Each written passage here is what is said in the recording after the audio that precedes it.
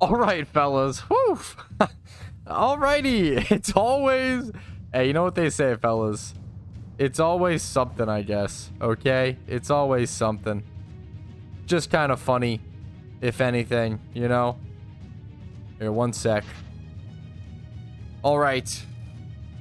Alrighty, fellas, we're back. It's always something with the stream. You know, internet disconnect. My power flickered on and off today, so stream went down for a quick sec. I'm back on.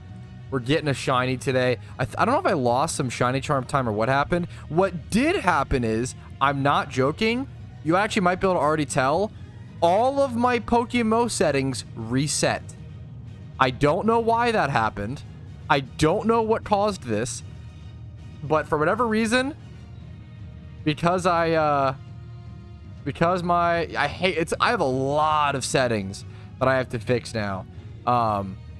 It's honestly probably not a bad time to just show you guys, I guess, everything I do. But I have to crank up. I have to change all my settings.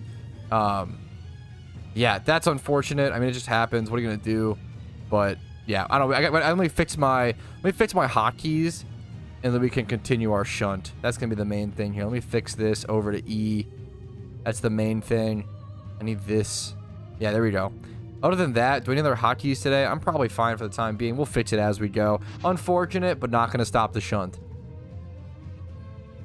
Yeah, I've had it. Yeah, it makes sense. I'm honestly surprised my encounter counter didn't break. Thought my internet died. No, dude. For whatever reason, it just, yeah, my power just flickered. It's always something, dude. It's just funny. There's always something. Anyways, okay. We're gonna get back into the swing of things. What's up, gamers? How are we doing? How are you guys doing? What's up? What's up? Yeah, I know one of the biggest ways to break the, you know, maybe the Gamba null. No, don't worry. The Gamba still should be fine. If the stream ends, it doesn't fuck up the Gamba. So the Gamba's fine. The Gamba should be totally fine. No flash photography. Is it more flashy? Yo, Patty, thanks for the love after going back online. What's up, dude? What region would you go next to after Johto? Is it better to get an extra XP share? Extra XP shares, in my opinion, are almost always worth it. Unless you have a re-amplifier or plan to get a re-amplifier, but even you can sell the XP shares later on pretty easily. Whew. Okay. I would always say, so I have a video called What's the Best Region in PokeMMO, and it really breaks down the, like, aggressive, it breaks down, all the positives and negatives of every single region, right? And then it also breaks down what region order I recommend, and then also it's a super in-depth guide. So just check that out. What's the best region in PokeMMO? But to give you a quick answer, since you fucking subbed, thank you so much. It's Unova. Unova. If you don't have Unova done, Unova is easily the best region to go do. Unova is super powerful. Spam this to give Patrouski a shiny. Hopefully, it gives me a slightly better RNG. Thank you, Barrels, for the love, dude. Thank you, dude. I haven't really found a guide on fossil shutting, but please, like, if there's something I grab an old amber, I can breed them, but I can't. But can't I also breed them? For the chance when you regen. Yeah, with fossils, it's obtained with the chances when you regenerate. That's a good question. So asking about, I haven't really found a guide on fossil shunts. Can you please link one if there is one? I don't know if I have one. It's just kind of simple, but there are some cool intricacies to it. I'm grabbing all the old ambers I can, but can't I also breed them? Yeah, you definitely can.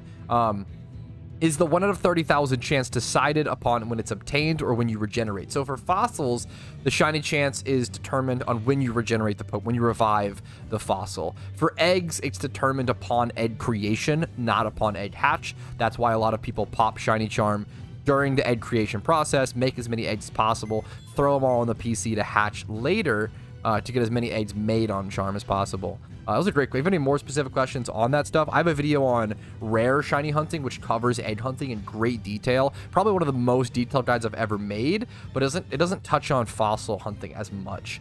Fossil hunting's pretty simple. You really just have to, like, slowly stock up fossils. Very slowly, over months and months. Stock up fossils, get as many as you can, and then pop donor status, pop a charm, and pop as many as you can. Go to the place in Sinnoh, okay? The place in Sinnoh, it's like Aurabird City. That's the best place to pop fossils by far. Go there, get custom strings. Custom strings are, in my opinion, a requirement for fossil shunting. It's way, way, way faster. Hopefully that gives you a little bit of direction. Good luck on your fossil shunt. Aerodactyl's a great one on the old ambers, dude. Good luck to you, man. What's up, Menace? What's up, Dizzle? How you doing, dude? The Dizzler. I like the Dizzler. That's good. That's good stuff. Oh, yeah. The Dizzler. Who's that, an arrow? Someone in chat. Custom strings speed up the game, essentially, because they get rid of certain texts. If you look up my custom strings guide, Oceans, it'll explain it a lot more. Custom strings are one of the weirdest things in PokeMMO. Because it's a external, third-party thing that alters the pace of the game. I've been talking about how we need a standardization of strings forever. The reason strings are even like allowed is because if you play on like other languages, like I know Mandarin is like a faster language to play on than English. So to sort of even that out, they're like, yeah, I guess you can use custom strings, but custom strings are used to really speed up the game in ways that it's really crazy. It's really weird.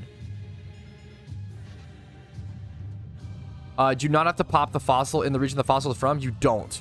Only for Unova. That's odd. It's very odd. It is legitimately like a balancing problem. For sure. Oceans. But I feel like the devs don't really know how to solve. Or maybe they don't know it's a problem. I feel like that's one of the things. I'm going to be totally honest. I don't know if the devs understand. I think the devs are very smart and very aware of a lot of problems. I don't know if they're aware of the custom strings problem, that as deep as it goes. I would solve that.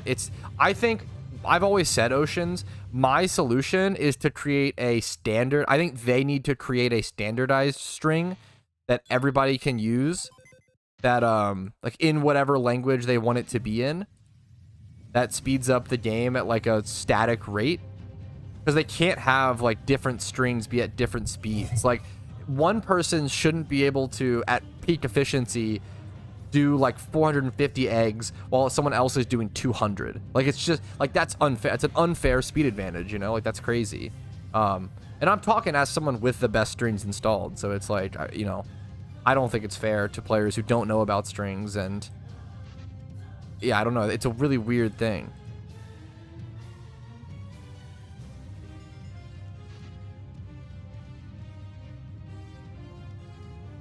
I feel like they just need to maybe make it so you have to wait after a certain, or just make text faster. They could just make it all, I don't know, do something where speed is standardized. To my knowledge, Lucas, there might be better strings for certain niche activities. Yes, that's kind of where I'm at, Oceans. That's kind of, they need to do some sort of standardization. They need to have one pace for an MMO, dude. Like, you need one pace for everybody. You can't have some people playing on one speed and some on another in an MMO. In my opinion, it's just it breaks the game. It's like if people could like speed hack like a ROM or whatever. You know, you can't do that in a multiplayer game. Flipping strings. Okay, here's another box being consumed. See you later. That's 30 more Ninkata. So I've done 90, I think, in total so far. Not too shabby. I might go ahead. Look at all these Shedinjas here. I'm going to add that to my calculator now, I think. Because it's a decently easy number to add. I can just do 821. And it'll help me not forget in the future. So there we go. 58,821 dry. But this is... So yesterday... Think about this, guy. This is how much faster. This is actually crazy. This is how much faster this method is, the logout method. I'm doing the logout method pretty poorly, pretty slowly right now. Yesterday, I got 87 encounters in an hour. I have 17 minutes left on my charm, and I've already done more encounters than yesterday. That's a big deal. That's like 30% faster or something. That's pretty significant. Yeah, this is a lot faster. It's something, it's significant. 20% might be accurate. I'm sure if I play better, it gets, I'm not even playing that well, you know? Like, this strat is significantly faster. Thank you what's up, Mike? How you doing, dude? Thank you so much, man. Need more water. I'll have to get water after these 17 minutes or whatever. To change a Pokemon's nature, you've got to breed it, dude. The way that the PokeMMO economy works is they encourage you to rebreed Pokemon to fix them. And that's what makes good IV Pokemon and good Pokemon have to be consumed. You know, it's really, really good for the game. It's really good to be aware of them. Even if you, like, dude, I'm not the most micro-efficient person over every activity. You know, I mean, that's, you know, I've known people who are like that in RuneScape. I like being aware of them. There are certain ones that I take advantage of. For example, this one is like significant enough to where, like, yeah, it's not that annoying. I kind of like it, honestly. It feels kind of fun. There are certain micro efficiencies where I'm like, you know, who cares? Like, if people want to do that, more power to them. I'm gonna pass. Like, but it's always good to. I like to know every micro efficiency. I think that's really important to me. Knowing I have that option.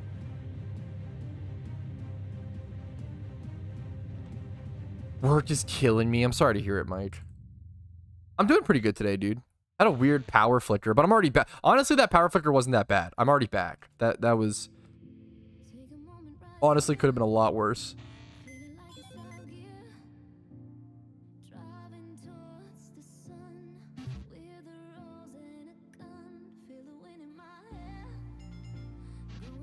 That's cool. Evolution cancels? Fuck, that's interesting. Reset your internet? Yeah, it's just a good thing. It was them installing fiber.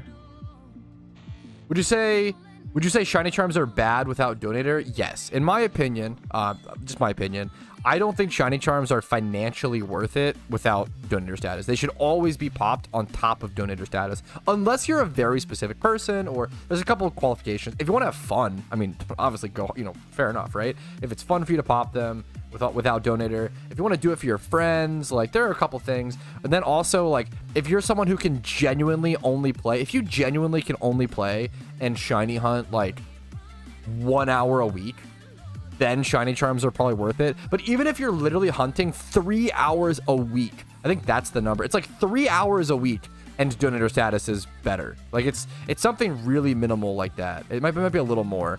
We can just do the math here after this hour, but it's really, really simple math. Like if a 7-day donator status is 1.2 mil, right? And shiny charms are 250k a piece. If I think it's like 5 hours, I guess. If you hunt for 5 hours, it's a week, right? It's more efficient to do donator status than 5 charms. Yeah, donator status is much better. Get that, prioritize that way before charm. A lot of people will pick up charms because they're cheaper. Donator status has a lot higher of an upfront cost. But if in my opinion, if you're making that choice, like if you're getting donator status because it's cheaper upfront, and you don't want to buy donator status because of the high upfront cost, you probably shouldn't be spending Pokeyen to increase your...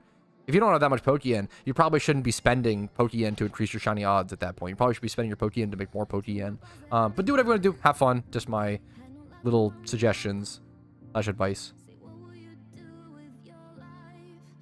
Back when Pokemon had the older breeding system, did everyone just keep 1x31 breeders for all the different stats for every single age group? Dude, the way it worked was, it was so... it was unbalanced and unfun, but also kind of fun. The way it worked was, this is a great question, Daniel. I love this question. Good IV Dittos were everything. Back before the current breeding system, all that mattered. Every other like good IV Pokemon was almost worthless, except for like really good competitive like Starmies and stuff like that. But like other than that, dude, like the only thing that mattered was like a good IV Ditto. And there were these terms, if you played back then, you would know. There was these terms called God Pokemon. People always said like God tier Ditto. And that term evolved over time. At first, a God Pokemon was like 25 to 28 plus in all stats. And then it became like, oh, I guess, you know, my Ditto has 20 plus in every stat. It's a God Pokemon.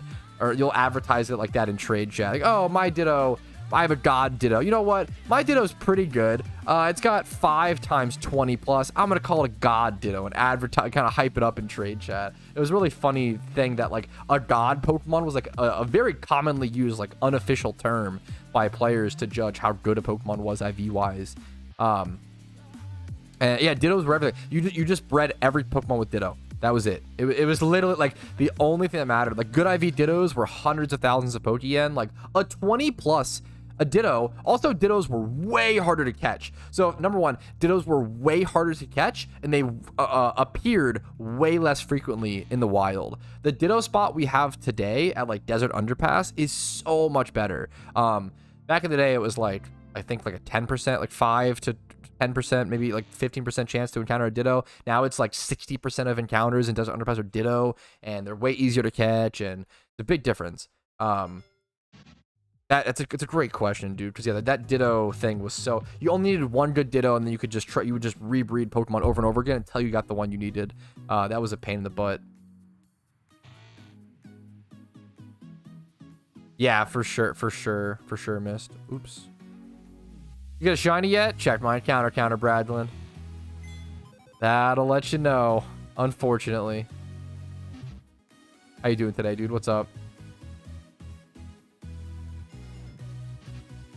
Need more water, unfortunately.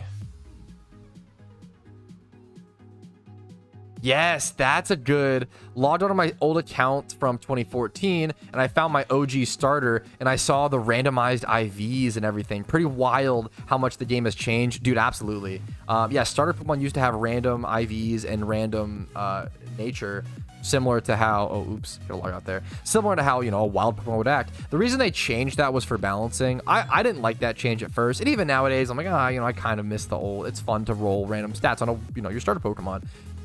Your starter Pokemon's way worse, I feel like, overall, when it has neutral nature and 15 IVs across, right? However, it also makes it way easier to balance the storyline. There was a legitimate problem where, like, if you got a Swampert, or, like, let's say, like, you picked your starter Pokemon. Let's say you picked Charizard, right? If you picked a Charizard and it came out, like, calm nature, right? Minus attack. Like, if it came out calm nature and, like had low special attack and attack IV and speed IV, like there were players who literally got stuck in the storylines, and they were like, there was such a disadvantage. Obviously, what's it called? You could just go get a different Pokemon and overcome it that way, but it's still a huge disadvantage to be at, right? Imagine if people were just restarting accounts over and over. Yeah, the other thing is like it'd be the meta to like just create new accounts to shiny hunt for like Charizard, maybe even like getting 1x31 or multiple IV like starters. That would just be the meta. Like for a while, starter Pokemon had pretty good base values, and sometimes they do nowadays, sometimes they don't. Depends if someone's shunting one, but yeah, it's one of those things that's, you know, PokeMMO has changed a lot over the years for sure. Good questions today. Yes, exactly. Oceans, they're shiny locked. Yeah.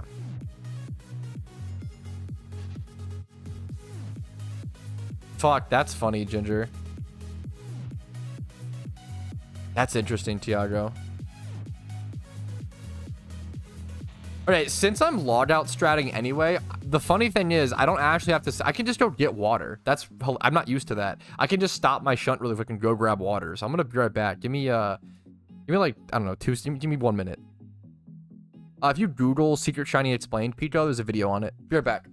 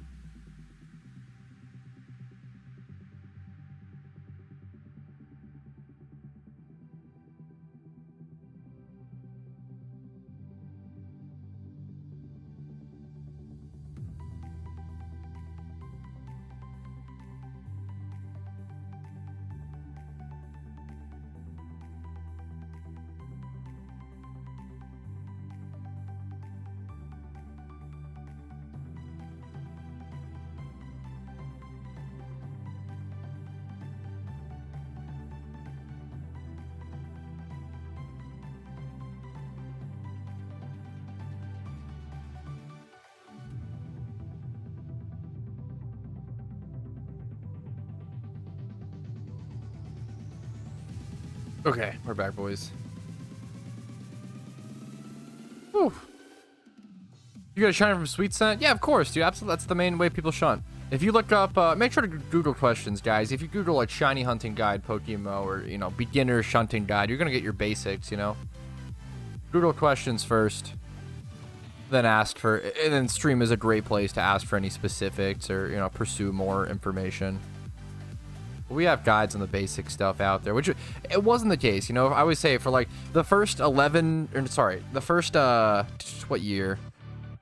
Until like 2021. So like the first 9 years of the game, we didn't have guides online, like unironically, for basic stuff. If you Googled how to shiny hunt and poke, you'd have no idea. Like you'd have to ask somebody. You would just have to ask a veteran who played the game for a long time. Got an ad as soon as it gets back. You can either sub, you can ad block. I'm okay with you ad blocking. I'd honestly rather people ad block than complain about ads and stream. Ads are required for content creators to exist. It's a necessary evil. Like it sucks, but if you like my content, I couldn't do this without like most of my ability to pay rent. Most of my paycheck is from ads. Like I understand not liking them as a viewer, but I have to have them. Like they're literally so important.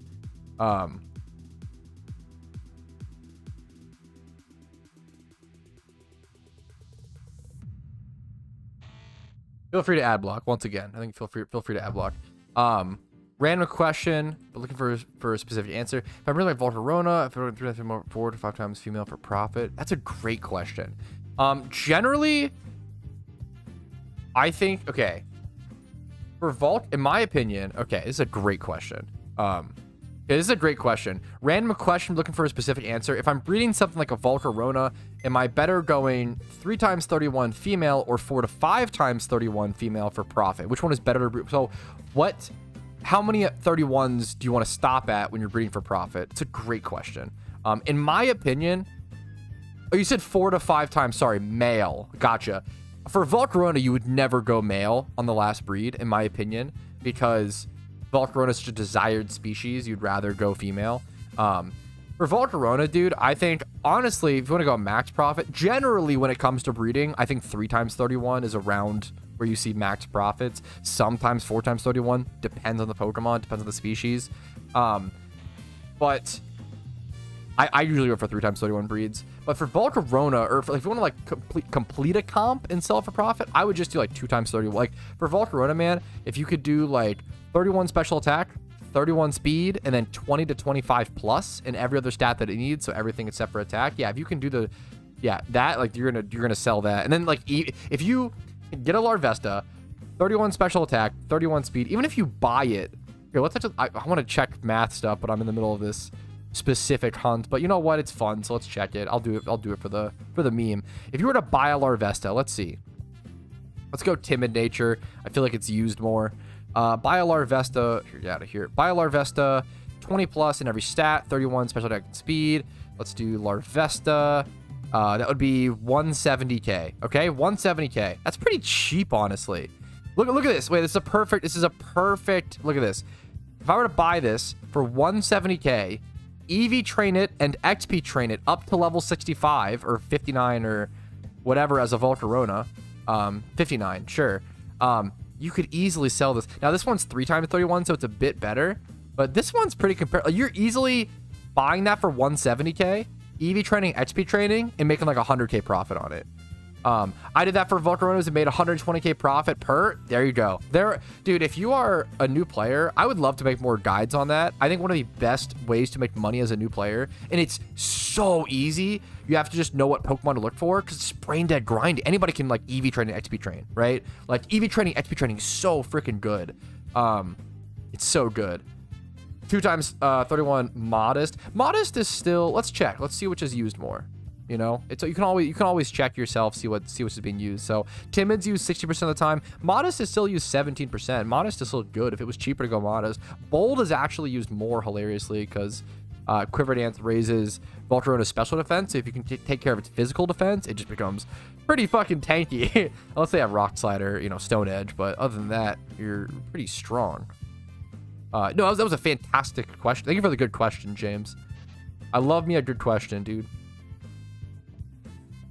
I made a 3x31 Volcarona and it rolled randomly timid, so I went from 240k and ended up selling it for 500k. Dude, I love breeding for profit. It's seriously so fun. It's so good. It's like solving a puzzle. It's kind of mentally taxing, and it requires capital. It's not the best new player money making method, but fantastic for middle level players or veteran players, being able to make consistent profits. And then if you randomly roll in nature, you just boom, you like double your profit. It's so satisfying to see.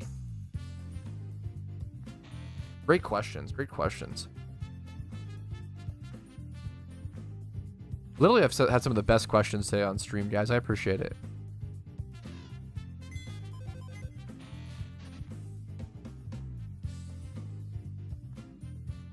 I have a weird amount of Nincada, like lack amount of Nincadas here.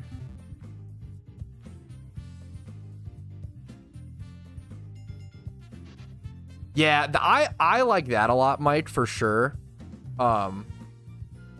Another cool part about breeding for profit is the ability to randomly get a good IV rare shiny. I really like that for sure. I think that's a lot of fun. It's so unlikely, but there's always that chance, and that just, it keeps you hopeful. I might, you know what? I might even go do some breeding for profit after this charm, after this hour. We'll see. I have a good question. Is it going to be, how would you like these nuts on your chin? What's up, Alpha? Money make how? Yeah, that is true. It is a good question. Catch, poke, sell. Or, I mean, I guess right now, honestly, don't do that. Right now, the answer would be make, poke, do boing boing, then sell. Why speak lot word when little do trick? There you go. That's the meme, right? That's the spicy meme. Okay, let me grab more Nincadas. Another box taken care of. Not going to have time for too much more. But that's an extra 30. I think it's just 30 more that I've done. So I'll keep that in mind. I've already calced the other section. So let's see how many we can fit in a few more minutes. Only 3 more minutes left on charm. We did way more encounters than yesterday, though, which is, this strat's been working. A shiny hunt Abra in Safari. That's a whole, I'm going to be honest, man. I'm usually not this harsh, okay? That's a terrible idea.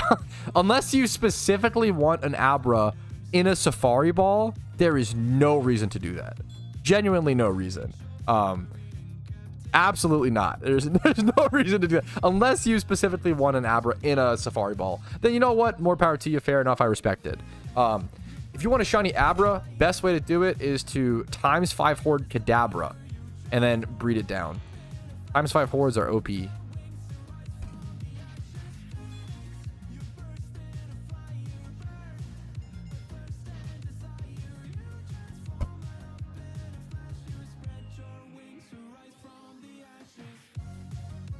Just dinked my mic arm, sorry. My water cup. Farming, so item magnet charm doesn't help. I've actually seen this question pop up a bit recently. Item magnet charm does not increase the chance for wild Pokemon to have held items. So item magnet charm does not help with farming amulet coins from Meowths. I've had that question a bit recently. Item magnet charm only helps you pick up more items and like find them randomly. It's better for like payday pickuping. It doesn't actually increase the chance of you of the enemy. I could be wrong. This is my understanding. I don't think it increases the chance of the opposing wild Pokemon to hold held items. I believe it's just items randomly found from the battle, like payday pickuping.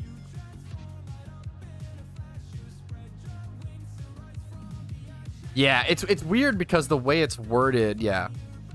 I understand why that's a common misconception. I only know this because I know that it's never been used for that. So it makes, like, if I was a new player, I'd probably ask the same exact thing, you know? I would see the wording and be like, oh, what the heck? But I just am used to how it operates.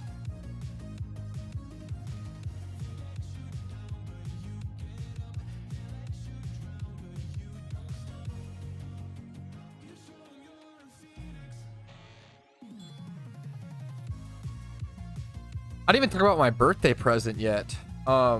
Dude, Casey, okay, there's a couple things.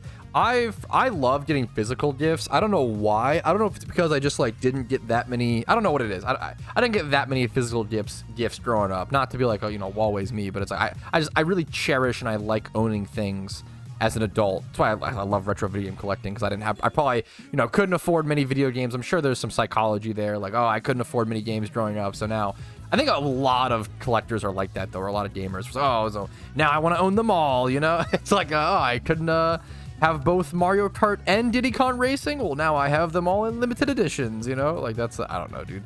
Material girl. Unironically, I can be a very materialistic person in terms of I like to own things, for sure. And I have to, like, it's a good and bad. I think it's an okay thing. Like, I'm so frugal that it's fine, because if I didn't spend my money on anything, then I sort of enter this zone of like, oh, I'm literally just working to like pay rent, and then all of my everything else just goes into a savings fund.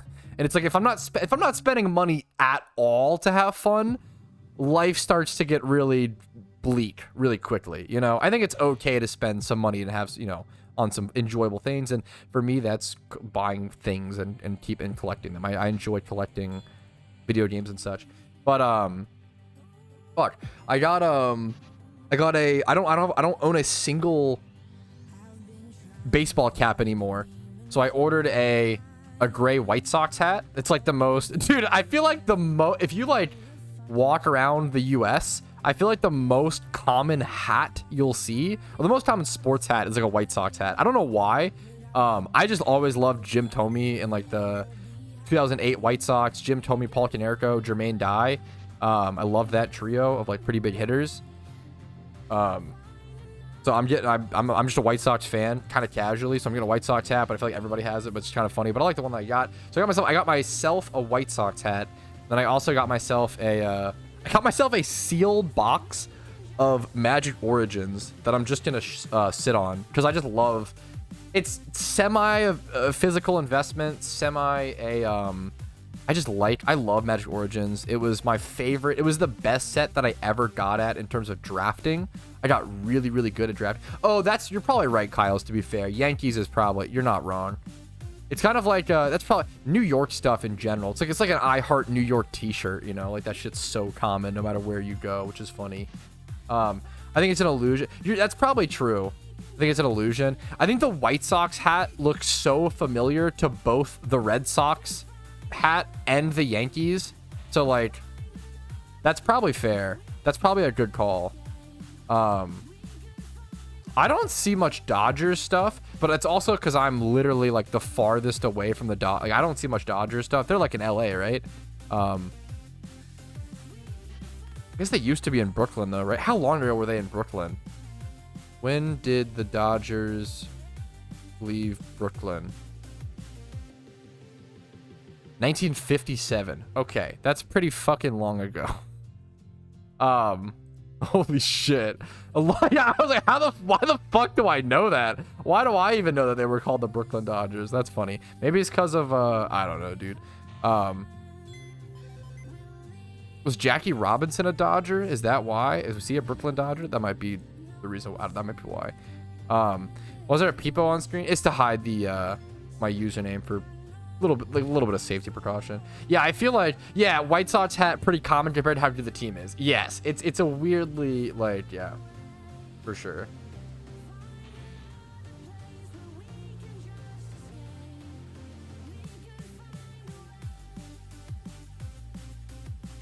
Yeah, I don't know why it's weirdly.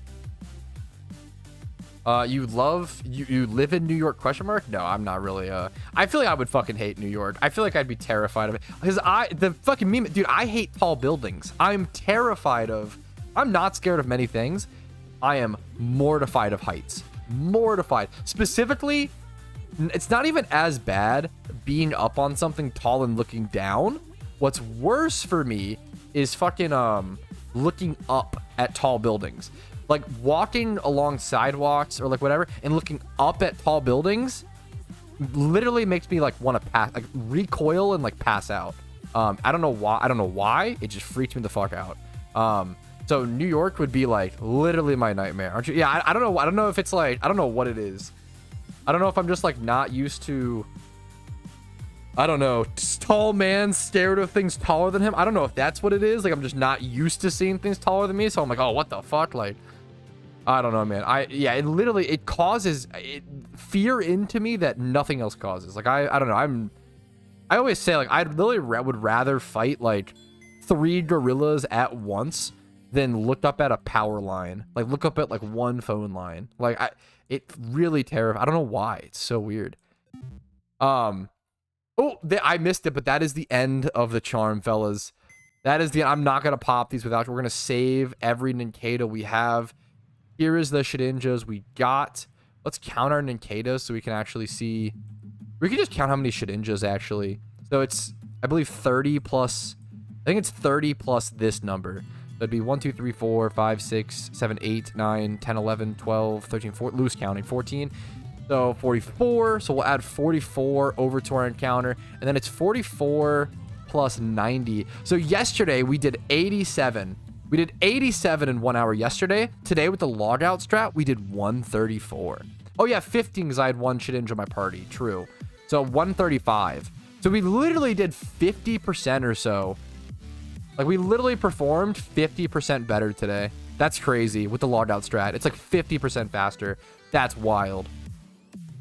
That's crazy. Go again. I give you a charm. The charms aren't the hard part. It's honestly the I'd have to buy more. It's not just charms. I'd have to buy more candies, XP candies, and I'd have to buy more what's it called? Nincadas. Someone sent me some Nincadas, which is nice. If you Google that question, LNS, I have a video explaining my thoughts on it. I'll give you a faster and more detailed answer.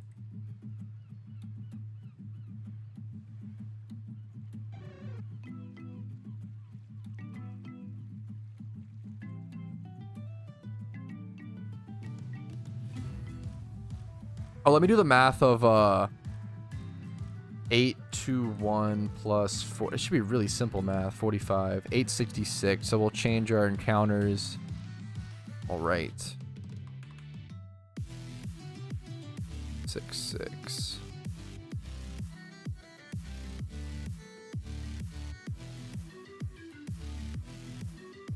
Monster egg group can be a good thing to farm for sure. And I'm shot. Sorry to hear it, Kajobi. 30,000 encounters into a legendary hunt is pretty fucking dry, dude. I'm sorry to hear you're that dry on it, dude. All right, at least now the Peepo Jam can take a break. He's exhausted from all the dancing he's been doing. I'm probably going to go do some single encounter hunting, I guess, for a little bit.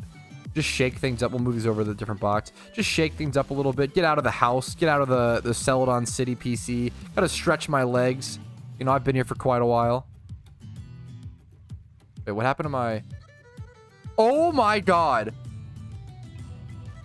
Wait, do you guys want to know something so funny? I actually didn't notice this because I haven't had to move for the past like 17 minutes.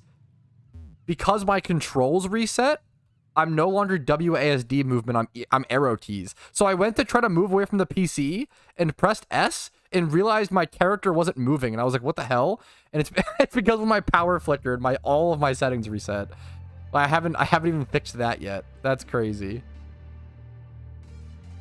I haven't even fixed my that's actually so funny. Okay, there we go. Z and X, X and Y. What the fuck do these even... What even are these?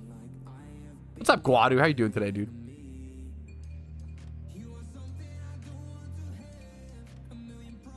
I don't even know if I know what X and Y do. What are these buttons? Do I just not have those bound ever? Okay, 4.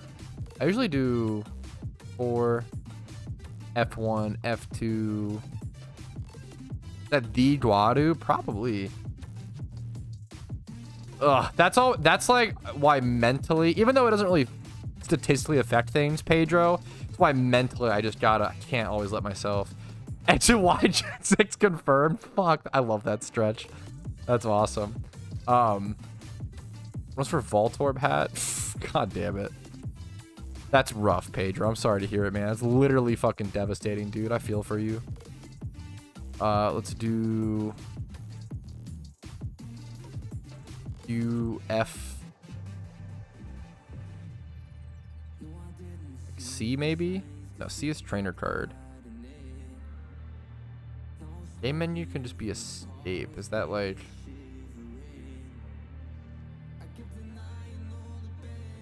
Oh no, did all that not save? Fuck me. Oh my god, I hate my controls resetting.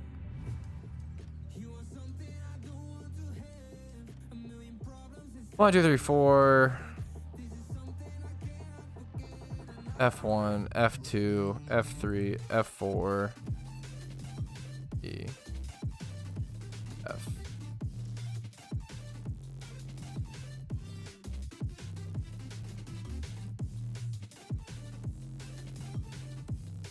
Okay, that is semi-fixed. God, that's annoying. I think Damp Parasect's underrated. Yo, Rumel's got the information with that. Thank you. Shift is my select. I put the arrow keys. I am not an arrow key fan. I'm a WASD gamer till the day I fucking... I don't know if it's, I guess it's because of I guess it's because of Minecraft. I don't know. I feel like so many people just learned WASD gaming through Minecraft and like other... I don't know. A lot of games did it, but WASD is so good. I'm so used to WASD. Chat timestamps. Yup. Profanity filter off. Dude, there's so many things I have to go in and fix. Block whispers.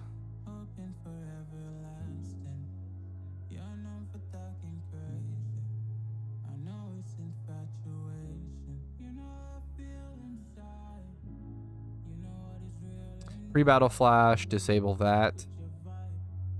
Actually, oh my god, could you imagine if I... Could you imagine if I did... Oh my god, if my hatching animations wasn't on only shiny. So I might have... If I went to go breed for profit and didn't notice, I would have thought I had a shiny, which would have been super embarrassing. That was close. You would have cried. I would have been so embarrassed. Like, oh, I broke the streak. Like, oh, dude. Holy shit. Okay. I think this is all fine. FPS counter, yes please. Might restart my game to get the better graphical settings. Render scale. Give me my nice graphics. Thank you, thank you. Fuck, that's a good meme too. I know it like just got discussed for being moved up or whatever. Go ahead and troll chat though. It's too mean. I would never. I don't like the idea of faking as shiny. Fuck, it feels too mean, but it's a good meme. Okay, let's go grab. Where are we going next, fellas? Let's grab stuff to get out of here. Go shunt elsewhere. Where are we gonna single encounter? Someone said Meteor Falls, that I'd hit at Meteor Falls today. I just really don't want to... I don't want a Lunatone / Soul Rock right now. Like, it would devastate me. I'm not going to lie. I feel like there was something I wanted to go do today. Like, a specific spot, but I'm kind of blanking on it. I want to breed for profit. Going off shinies. Probably, which I love. I'm not going to... I love when people come to me in-game and just, like... show off their shiny sprite in the background while hanging out and not like spamming normal chat. I think that's big. I think that's a good way to... respectable way to flex your shiny, you know? I'm fine with that. Let's grab... Quagsire somewhere.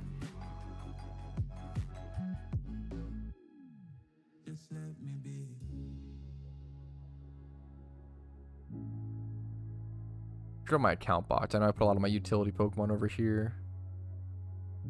Grab my Smeargle. I'm gonna go breed though. I keep forgetting. Let me go breed. So let me go put all this stuff. Okay. All right, moving on. We're gonna do a little bit of breeding for profit. We popped some bugs. We did the Shedinjas. That's not my... There we go. Fly. We're gonna head over here to Island 4. I realize one of my controls isn't correct.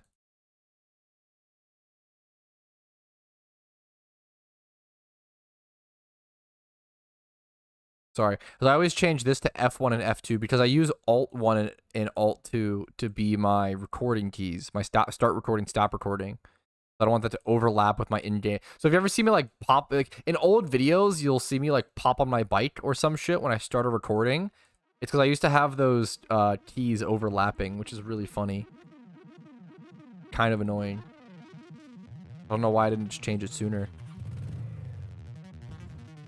Okay. Yo, Green Cat, what's up, dude?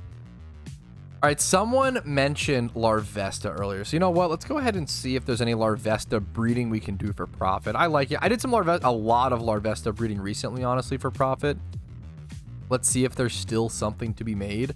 I mean, a really easy one, 8K. You could probably breed this with a Ditto. You probably wouldn't profit too much. What if I were to buy a 31 special attack Larvesta? A really easy way to check before you breed something is just to check beforehand. So if I check and I see, oh, Larvestas are around 17K. These are timid as well. So I could actually Everstone Nature if I wanted to, but it's not really worth without enough stats. But honestly, it might be worth. I'm actually going to go ahead and buy those. So 17K. I could check this before, but we're just going to free ball.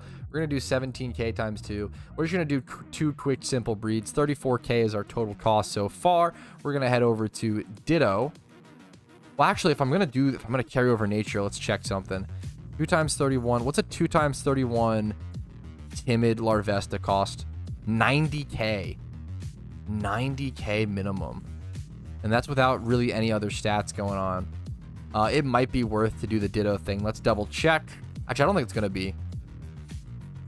Because if I sold both for 90K, it'd be 180K a piece. It would be around 150K profit after list, or 150K after listing fee.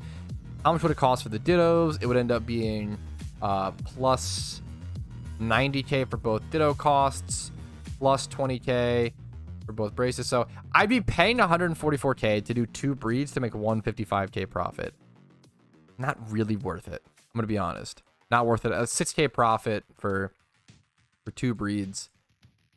Unless I'm missing something, not super worth it. So let's go on to the next option, which is just not worrying about. They were still the cheapest, so let's just not worry about the nature. Let's just see a 1 times 31 speed Ditto. So that's 7K, right? So if we grab that, we paid 34K for both Larvestas. Let's say we buy, where's my calculator? 34K for both Larvestas. Let's say we buy 2 Dittos for 6,500 a piece. That would end up being 13K, I think, for both of them, plus 20K. No, 40K for braces, right? We'll do plus 20K, plus 20K. So this would create 2 Larvestas. This is breeds that would cost 87K, and it's going to create 2 Larvestas, 2 times 31 with not the right nature. So then these are going to sell for, it'll be 87K cost, 58K, let's say 55K profit after fee times 2. So this is a breed. So this makes more profit, not worrying about the nature here. So actually going with just the 2 times 31 breed, I'm gonna go ahead and buy those Dittos really quick.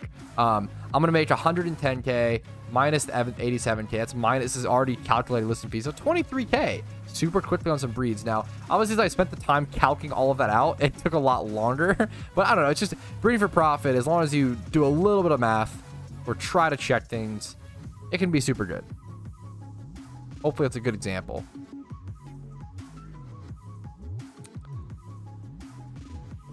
Hopefully it's a decent example. I'm going to keep the 25 plus defense and maybe HP on this one if possible. Sure, we'll pay a little more for that Ditto, but that's whatever. This one's not really going to have anything pass, so I'm not going to worry about it. I'll grab this one just in case we high roll or something. Who's wasting their money? What's up, Tweeten? Tweeten, what's up, dude? Thank you for the 10 months. 10 months. 10 months, 10 months, 10 months. Thank you so much, dude. What's up, man? Check how much they're all male. It would cost 21K to make them female, I'm pretty sure, which is not going to be worth it most likely, but it could be. It's not, I wouldn't really, like, it's not generally worth checking that in my opinion, but unless it's like a crazy, yeah, it's not going to be worth it.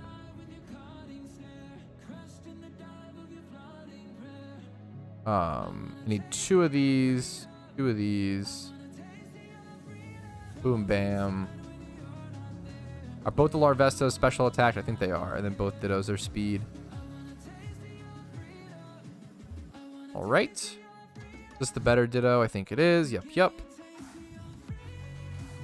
50-50 gender. Even then it was the same price, man. We just checked. Even if it is. We can check really quick. It was still 90k for the females, homie. All right. Here's what the breeds will look like. Here's the slightly better Larvesta. 2 times 31. Random nature. Some IVs rolling. Not going to pay for the gender.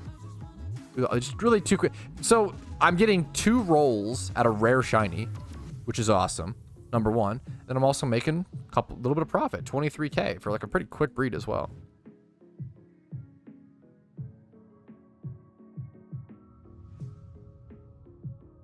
Unfortunately, no shiny Shedinja yet. I might do some more hunting for it later. We'll see. We'll see. Someone said breed Snorlax, hidden breeding god. I really like when people, I like say, hey, chat, you know, what should I breed for profit? And you guys giving me suggestions. I think it can be a lot of fun. So let's check Snorlax. Just to show you guys that you can make profit breeding pretty much anything. Let's check Snorlax. Let's see what's going on. What I would do is I would do 20 plus in each stat like this. See what the cheapest is. We're looking at 21k. Now, the trick is a lot of people are checking by those stats. What if I also do 20 plus like this? Now there's one that's a lot cheaper. What if I switch these stats around? Let's get rid of defense. Now it's 8k for I can brace that. Let's check no HP. 3k. So there's the best option I found. So if you kind of click around a little bit and try to mess with the stats and mess with your options, you can find some super cheap breeders like that. I think that was all the combos I could try, honestly. This one's going to be expensive. Yeah, so instead of going for that 20 plus in every other stat, except for attack, you can just get this one. 20 plus in both defenses. It needs HP. We're going to go ahead and get a breeder for it and brace that, but that only cost me 4k. Let's calc the cost of this breed. So 4k for this Snorlax. Let's find ourselves a Ditto since it is male, which is going to cost a little bit, but it's not going to be. Dittos are so cheap right now. The reason why breeding for profit is so good is because Dittos are cheap. When Dittos are cheap, breeding for profit becomes better and better and better. So let's do, we don't need 31 attack. We just need, I would keep 25 if possible. This is like the cream of the crop. Like, I'm not going to go for this probably, but I wanted to go ahead and see if I could get something super good. I'll probably go 20 there maybe. Let's go 20 here as well. I want to keep the attack high if possible. This is really solid. So we're going to grab this. 7k. So 7k, 4k. We're going to do plus 27k because the braces are going to cost 20k. So 31k is the total cost of this breed so far. Oh, I just realized, I'm sorry, I don't need 2 braces. I can just minus 10k from this. So actually, the total cost of this breed so far is 21k. Now, obviously, there's no nature roll, so we'll probably have to either, number 1, rebreed, or just sell it for profit after. We'll have to see. But yeah, I forgot, it's only 1 brace coming in here. So let's brace that, go put it in the daycare man, see what it looks like. Right here. Snorlax Ditto, 31 HP, 20 plus in every stat that it needs. Doesn't really need speed. See what happens. Hey, good luck to you, Cerna. That might have been a breed that was worth to make female.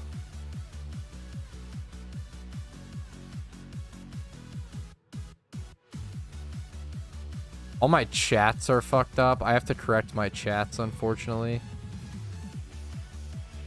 Okay. Comcast attacking people today. Innocent lives. Oh no. Okay, chat. Next Pokemon to breed for profit. Good luck to you. My shiny will hatch. Dude, what are you up to, joke? What are you up to post Archon, dude? Next Pokemon to breed for profit. Axew. Someone said Axew in chat. Let's check it out. Axew is a great Pokemon to check for each stage of it, and I'll show you what I mean by that. How do I want to start an Axew breed? Is like honestly a really good question. This is a really cheap Axew. I kind of just want to grab that one because it's so cheap. But it's missing attack end speeds that'll require. But it's still... Actually, let's grab this one. 6k. 6k, this one's just missing speed. That's pretty crazy. And it was up for 6 days. Now, Haxorus just isn't the most desired Pokemon. Same with this one, actually. We're going to buy both of those. Haxorus just isn't the crazy most desired Pokemon, so it makes sense. This one's quite cheap. Let's first deal with those Larvestas since they came out. We're going to just sell them for the price. This one's female. I think they're both the same. I think they're both round. Are they both 58k? I kind of forget. Let's double check. We'll get back to these Actus in a sec.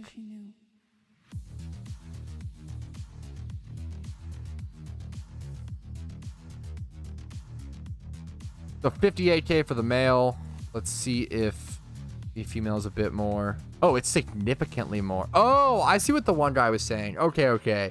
Okay, he was right. I should sell. So I should. Wow, that's actually wild. So that one comes out female. I definitely should have paid for it to be female then. But that was so a small mistake by me, but that's okay.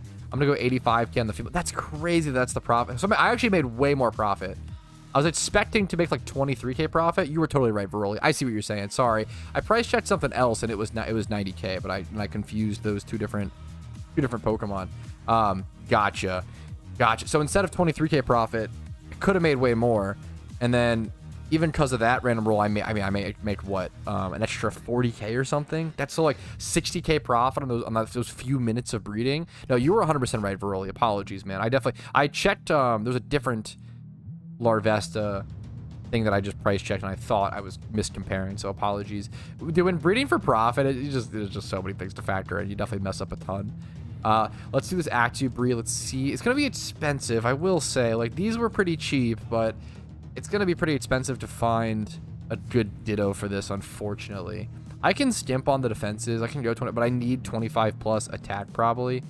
I definitely want to go a Ditto for this. I can even check for 35k is like not cheap, honestly, for this.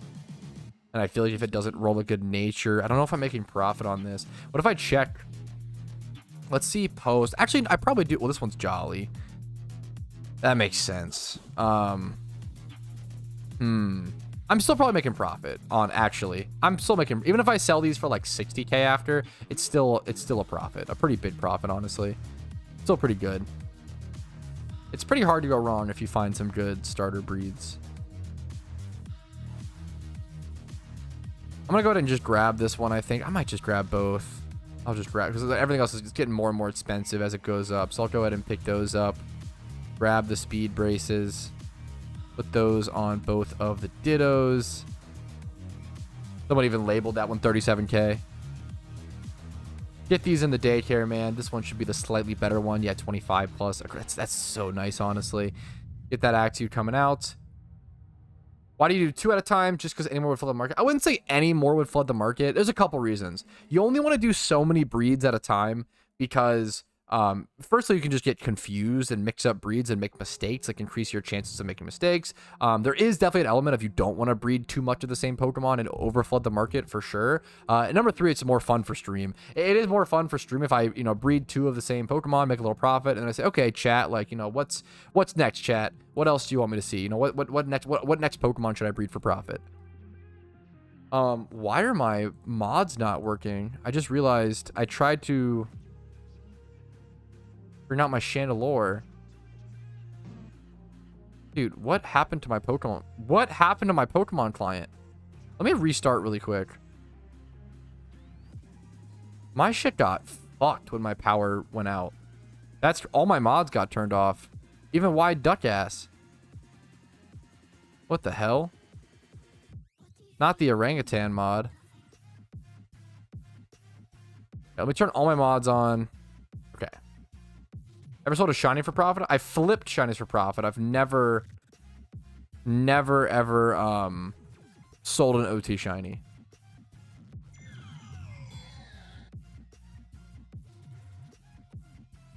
Yeah, it's just unfortunate. I've seen the encounter counter break a ton. Haven't seen my game settings and stuff break like that in a while.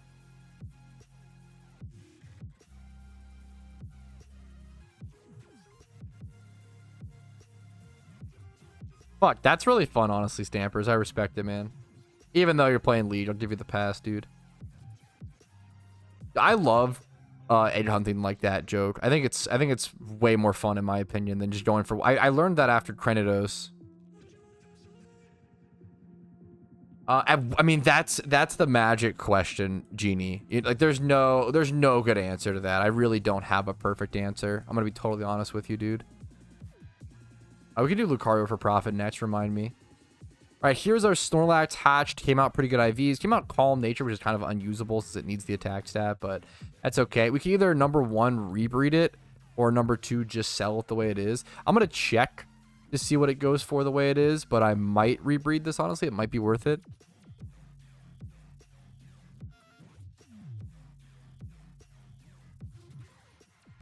So here's how I would price check it. 31 HP, 20 plus, and other stats. And there are really no other comparable Snorlaxes. Holy shit. That's kind of funny. Why is the Snorlax market so underdeveloped? What is going on? Okay, that just means I'm going to have to freeball it. I made this for 21K. I'm just going to sell it for 50K. I think that's fair. I think it's a reasonable, like, good IV, rarish Pokemon. I think that's fair. Maybe even a little lower. I could even go like 40K on it. I think that's fine. We'll see if that sells.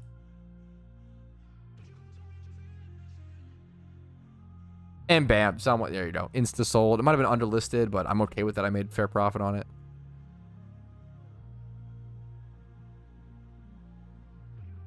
Don't play on. Make sure minimize your. I get that problem on my laptop, Joey. Make sure you're not playing on full screen. You should never be playing PokeMMO on full screen with an encounter counter. It just breaks it anyway. Do you have a standby power supply? Dude, hell no. What the fuck? Maybe I should get one at some point, but once I'm more moved in and stationary, I might. That'd be it's kind of cool, honestly. It's kind of a good backup, but right now I've been traveling back and forth between my place and my fiance's, so that's I don't want to have to move that as well. I already have to move my whole desktop and whole setup. All right, here's the Axews coming out. Dude, 25 plus here and almost everything except for HP. It's so beautiful.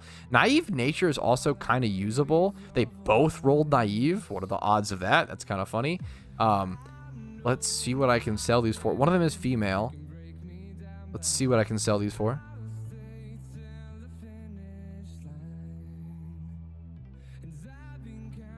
The way that I would price check is just 20 plus in all the defensive and then 25 plus attack, because that is relevant. Like the attack and speed stat are easily the most important on Axew. So we're going to do that. We're going to sort by Axew. We're going to sort by cheapest. Cheapest we can see. This one's Naive. And this is so expensive. These are 2x31 Adamant. Not really comparable, but still kind of comparable. If someone wants to buy a UT outright, they're going to be willing to pay a bit more Pokeyen. I probably just list these. Dude, how much did I spend on both these breeds? It was like 35K per Ditto. Like, it wasn't super cheap. I probably sell both for 100K a piece, which is pretty baller. I'm pretty happy with that. That's gonna be a healthy profit on each. Probably spent 50K per breed, if I had to guess, somewhere around that. So I'm making 50K profit per breed. That's pretty clean. I'm good, Mitch. Just you know, slow and consistent as per you. Pretty typical for me. Like slow and steady steps every day. You know, nice Ivysaur this guy has, dude. Tequadu. F? Oh no, don't say F. If my internet did not go out, don't bait me on the F. If my stream went down, understandable F. If not, don't scare me. Oh no. Rotom catch event in 45 minutes. Good luck. No F. Whew. No F. Okay. Whew. Close call. Close call. Rotom catch event is in 45 minutes. If you guys, I would keep track. After the event is over, after catch events and after swarms is always a really good time to buy Pokemon. If you want to buy Rotoms, if you need some Rotom competitive Pokemon, dude, check that market after the event. It's perfect time to buy up some good IV Rotoms for cheap. Okay. Yeah, let's check Porygon. No one said Porygon, but I like Porygon. It's a fantastic shiny, and it's a great Pokemon to breed for profit at times. Obviously, Porygon be using Pokemon like be used in a lot of different tiers can usually be really good. Like this is bold nature, 20 plus and a shit ton of stats. I will definitely take that. This also, same thing, bold nature, a lot of really good stats. We're gonna grab those. This one's adamant. Let's start with these two. I like to do 2 at a time. It's a good little section. This is fantastic.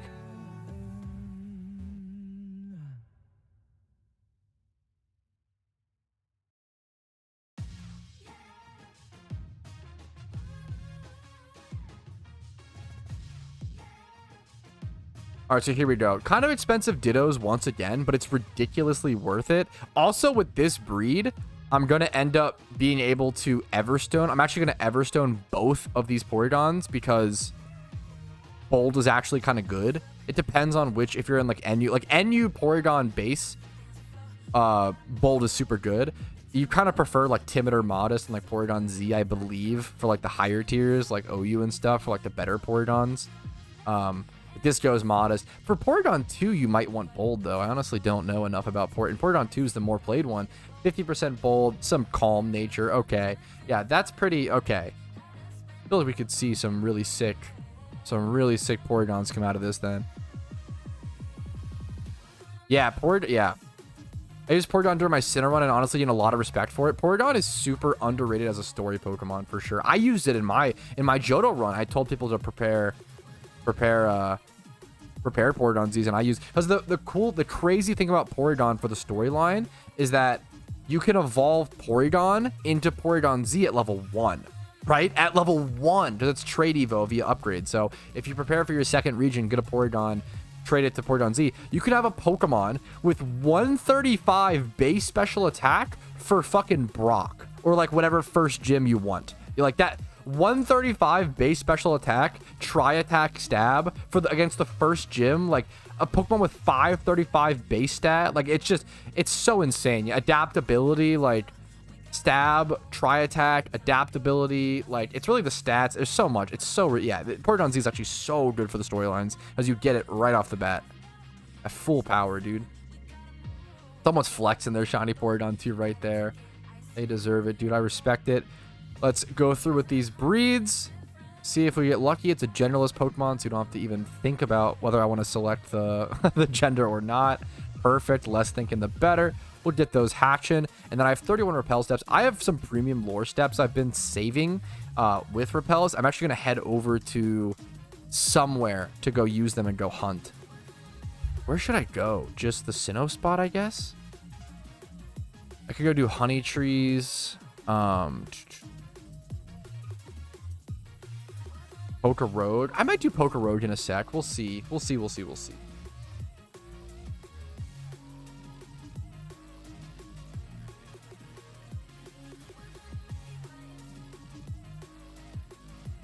210 gets Pseudo. I really want Pseudo, dude. I've hunted a lot at 210 Guadu.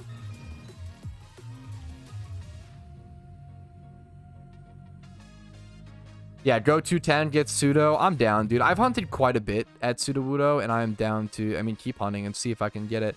Let me pop another Repel. I have this premium lore popped, and I don't want to waste too many steps, so over to Sinnoh. After we use up this premium lore, I can also go ahead and do my honey trees. Let's go grab Pokemon from the PC, but I don't want to do my honey trees with the premium lore popped. I popped the premium lore for the chance. I don't know if premium lore actually works on Shedinja encounters. I don't know. But I wanted to pop it just in case. Because if I'm paying 50,000 or Pokeyen for even the mechanical chance of Shedinja having an increased secret shiny rate, you know, that's worth it to me. That's worth it to me, in my opinion.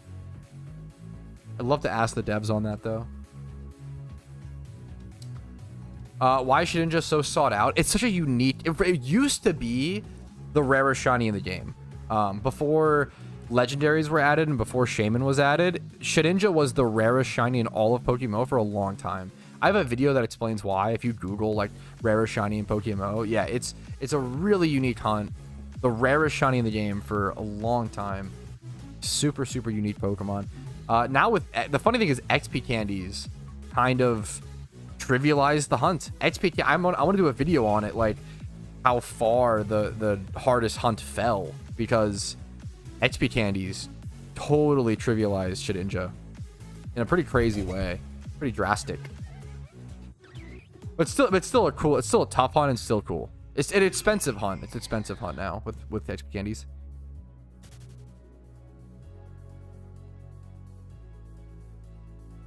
Oh, do I not have that much honey? Why did it only let me slather 2? What happened there? That was weird. I think I have enough steps to... I'm probably going to pop into the repels. This is kind of goofy to do these honey trees, but they're on the way, so I thought it'd be fine. Nothing. I did some breeds as well. I didn't keep track of... I think I did like 8 or so. I'm just going to add 5 to my encounter counter. I'd rather underestimate than overestimate, so we're going to add 5 for the couple breeds I did. We still have some guys, some Porygons hatching. If we see a hatch animation, it does mean that I got a shiny Porygon, which would be incredible. Yeah, I had 999 honey, and now I'm down to 357, dude. I've been going through it, man. Honey trees are not cheap. I'm not gonna lie. The guild size is 150 people. It's a great question, Oceans. 150 people. Some people want it to be larger. It's tough though. Like, it's tough. 150 is like already. I think making it larger would be fine. If you want to make it like 300, I don't know if you need to ever make it more than 300. The meme is like, it's cool to have the option to add more people, but managing, yeah, that's what I'm thinking, Oceans. It's like 150 is already so many people to manage, you know, like having 150 people, 300 is too much. I like the idea of having massive teams and stuff like that. It's cool to me, but I get it, you know. It's so much to manage. It's so much to manage.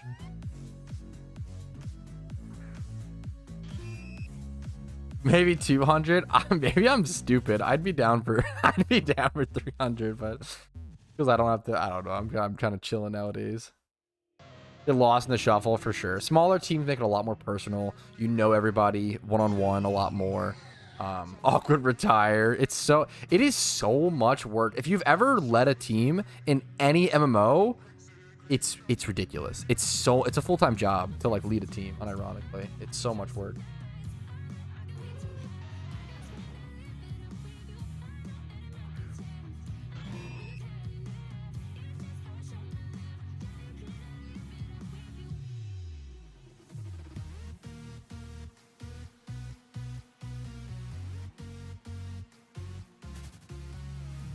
$50 is the number in my head. Yeah. No, I think that's honestly fair. Like, I think 50 is reasonable as well, once again. What's the smaller guilds? Yeah, it's probably fair. Probably a good number. Johnny incoming. Hopefully, dude. Thanks for the good wishes, dude. No, get out of here, Roselli. I mean, I'd be fine with like a secret. I'd be fine with a Roselli. I don't have a Roselli. I don't mean to complain. Really, the only shiny here I really don't want is Ponyta. I really, truly don't want a Ponyta. Yeah. That many people is an enterprise, not a guild. Dude, fair. Fuck, enterprise is a great word. That's very funny. Just joining a team, letting others manage it. Yeah. Fucking dude, for sure. I literally, like, I love Team Mister to death. I reached a point where I had to I stepped down because I used to also help with applications, and it got to a point where I was like, dude, like having to deal with player application, like team applications to join the team, like I didn't have the time. I was like I'm really sorry, Ock. Like I could not do it. I could not do that on top of even that one little task, like on top of my current schedule. I can't imagine running a team, you know. Kill it, not want, or catch it and sell. The really sad answer is catch it and throw it in the box and forget about it. That's what I would do. What's up, Nicholas? How you doing, dude? Dude, shiny Spinarak is so good, Hector. It's a really, really good shiny. Woo, the ×3 Scythers. Dude, I will say premium lures are super expensive and super not worth it, but goddamn, when you see a ×3 rare like this, it almost it tempts you to buy more premium lures. That's an effect from only you could only get that from premium lures. Not worth it. Super expensive. It costs like 600k or like 4 to 600k Pokeyen per hour to use premium lures. Ridiculously expensive. Not worth it. A ton of fun though. A ton of fun. I think that's pretty fair, Oceans. Especially like if you're, you know, the games. You can always expand it later on if you want.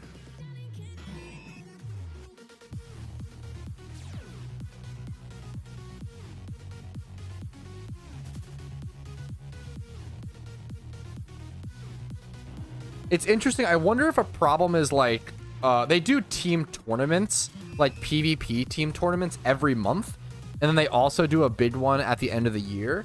So I wonder if teams were smaller, if there would just be too many teams to like play PvP. I don't know why. I don't know what made them decide on 150.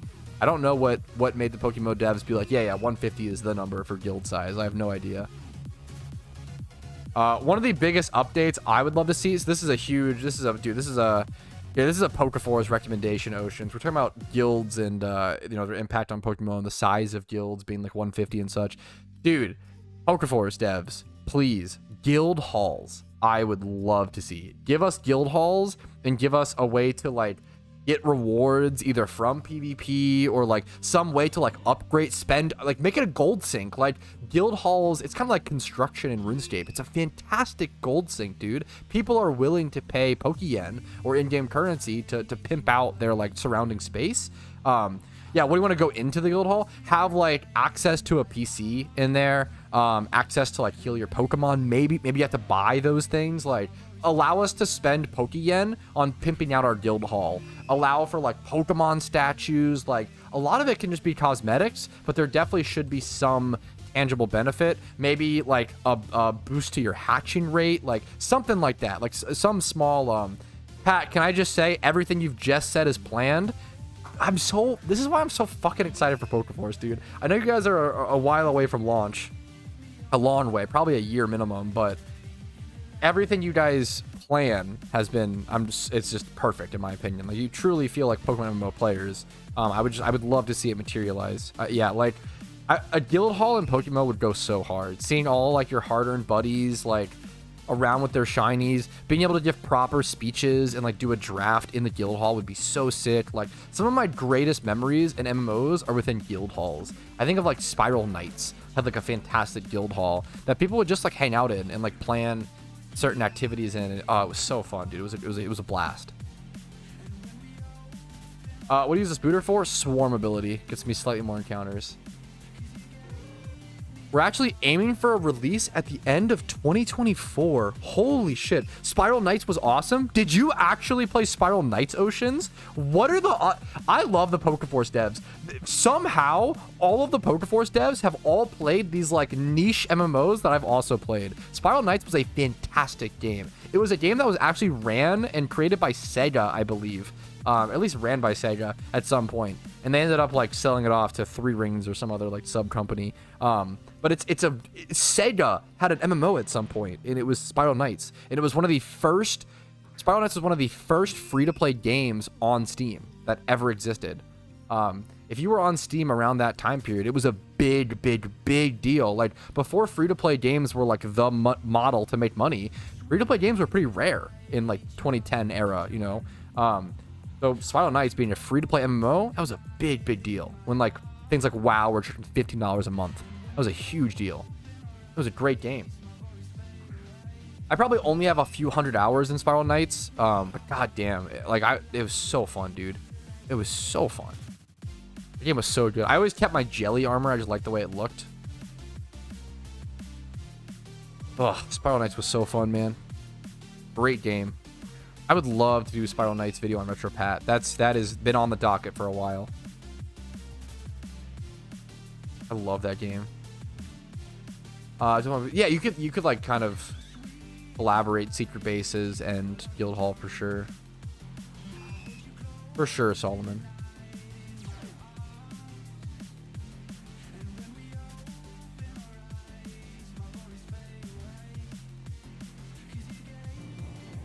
I would pay PokeMMO $100 if Team Mister got a guild hall. I want it so bad.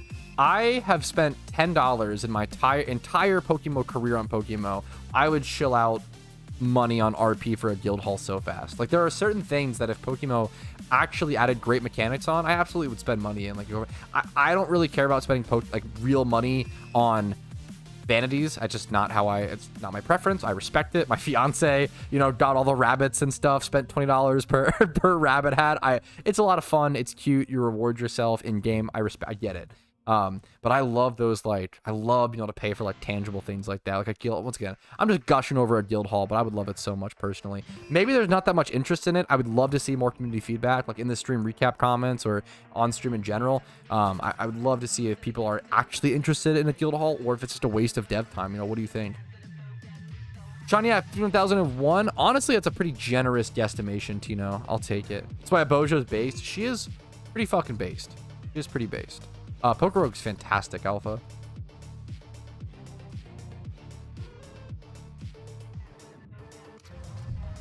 Taking big gulps of water.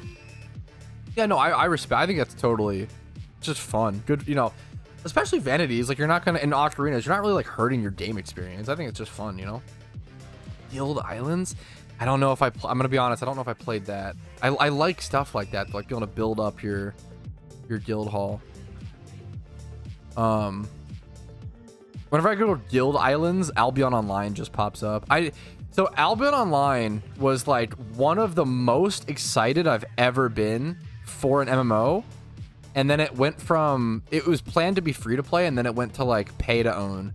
And I was a 15-year-old, so I was like, okay, well now I can't play. I was like, I don't have 25 bucks. I don't have that. Mom won't shell out the credit card, you know? So it's like, oh, okay, fuck. Well, now I don't care for Albion Online. Like, that sucks. So I stopped following. And then years later, it became free to play. Are you gonna stream? I might. Probably not today, Alpha. I'm kind of seeing it out. We'll see. 100, dude. Also, okay, it's a great way to get players to interact, Rumel. 100%. And you can also talk in normal chat and kind of have like private. You can have drama. Oh hell yes! So you can talk. So you can gossip about your other teammates in normal chat in guild hall while they all talk in team chat. And then as soon as like that person you're gossiping about physically pops up in the guild hall, you have to like awkwardly stop talking. Oh, perfect drama. Good drama. Big drama. Yeah, guild halls would be great for drama. So you gotta get that update for that for sure. Rush that update actually. But also but you get to put a physical face to like the person you're talking to. Like if you constantly see like, let me get a good example. If I constantly saw like, oh, Untotes has like black hair and a bunny hat, or like Rayquaza has like the mage's hat and like the, like you don't always see, when you're talking to someone in chat in PokeMMO, you don't always see their characters. You don't always like associate. It is nice to associate a face to a name, and you get more attached to that person because of that. No, dude, yeah, dude, Spiral Knights was so fun, Oceans. I probably only have like 150 hours or so, nothing crazy, a few hundred, maybe a little bit, I'm not sure. It was so fun. That game was so good, Oceans. It's enough, like, Spiral Knights was one of those games you didn't even have to play for that many hours to just know how fun it was and really appreciate it. And like the aesthetics, I really just loved the aesthetics of Spiral Knights. That game had like some of my favorite graphics ever in a video game of all time. I love the graphics and sound design. Sega just notoriously has great sound design. I really enjoyed the graphics and aesthetic of Spiral Knights. It was very, I like bright games. I like bright cartoonish games. World of Warcraft, I fucking love the aesthetic of, I'm not gonna lie. Yeah, a shiny follower to the name. True. It's so fun, Oceans. Never played the Earthworm Jim series, unfortunately. I just wasn't a, I'm pretty sure Earthworm Jim was like NES, and I just wasn't an NES guy. I never owned an NES or a SNES. Like, the first console I ever played was PS1. I played like PS1 and N64. It's the oldest I played. Yo, Pete Chamble, thanks for the follow, dude.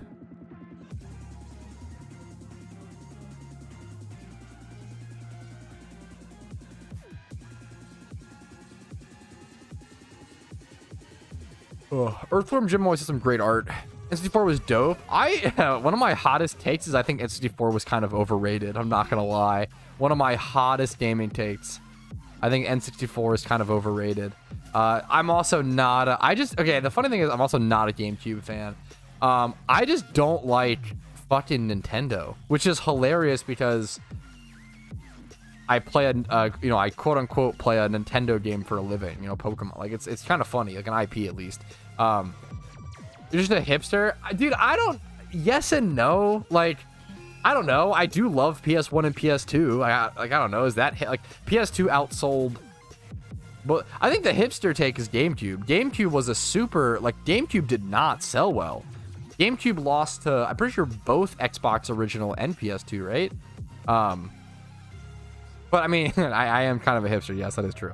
But like, I don't know, man. PS1 compared to N64, like PS1 had way better graphics, like way better games in my opinion. Like, I think it's a pretty fair. I think they're overrated.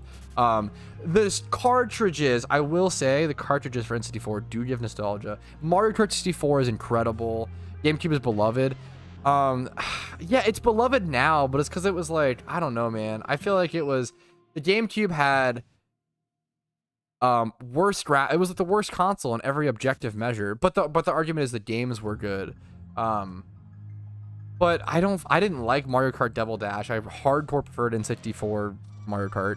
I don't like Melee, but that's a personal preference. It's not like I don't think it's bad. I respect Melee a lot. What are the other like GameCube games? All right, to be fair, I played Billy Hatcher. This GameCube game is actually so fun. My buddy randomly owns a copy of Billy Hatcher. This game is very fun. It's only on GameCube. That's actually such a fun, unique, weird as shit game. You're like a kid who like jumps around and like throws and like sits on eggs. It's so weird. It's a really fun game. Yeah, Pokemon Coliseum, that's fair. Billy Hatcher is actually so good. It's so weird.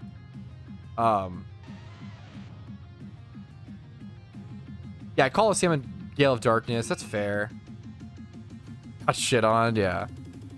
I suck at Smash Bros, and I just don't. I hate Smash Bros. I hate it because I suck. No, mostly because I suck at it. I always say, do you know how fucking embarrassing it is to be like the quote unquote YouTube guy in the friend group, right? And then like, you know, quote unquote play video games for a living and then get first out, like get outed before everybody else if we play Smash. I get fucking dumpstered so fast, dude. Ugh, it's embarrassing, man. Like Casey, kind of dragging Casey. Casey's not better at me than most games because I'm really fucking competitive. So I understand that if Casey's better than me at anything, I fucking grind that shit until I'm better at her, okay? But one of the few things that Casey is better than, I suck at Smash, dude. She fucking owns me in Smash. Smash is just like the pace, the BPM at which my brain operates is the opposite of Smash. Smash feels so, like, to me, it obviously isn't, but to me it feels so slow and delayed and laggy and like it feels so fucking clunky. Every movement I have to wait for like a previous animation to like do anything. Oh my god, I fucking hate it. I hard prefer Brawlhalla. Brawlhalla's a banger game. Yeet, Greet, what's up? How you doing? 28 months? Are you kidding me? What are you, almost 3 years old? That's unbelievable. Congratulations. My favorite toddler viewer. What's up? How are you doing today? Every time my wife plays, I'm better than, yeah, I try to make sure of it. I work really hard. 3 years old, I know. Can you believe that? Almost potty trained. That's incredible news, Eat Greet. Proud of you. What's up, gamer?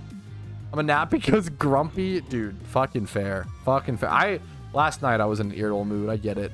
Sometimes you're just fucking irritable. I think that's like the best way to describe it is like sometimes I'll just like tell my friends and tell Casey I'm just in an irritable mood. I'm just letting you know, like, I'm sorry if I'm, you know, I'm gonna try to just be a little quieter because of that, and love you so much, you know. Brawlhalla is a fucking banger game, Ninja. That game, like, that's one of the only, I'm not a huge fighting game guy, but that's one of the only fighting games I've played where I'm like, dude, this game super fast paced, really lets you do what you want to do. Brawlhalla feels hyper skill based. Brawlhalla feels so fucking good. That is like the most fluid 2D platformer I've ever played. Like, not even just fighting games, but just like 2D platformers. Brawlhalla it feels phenomenal. It feels so good.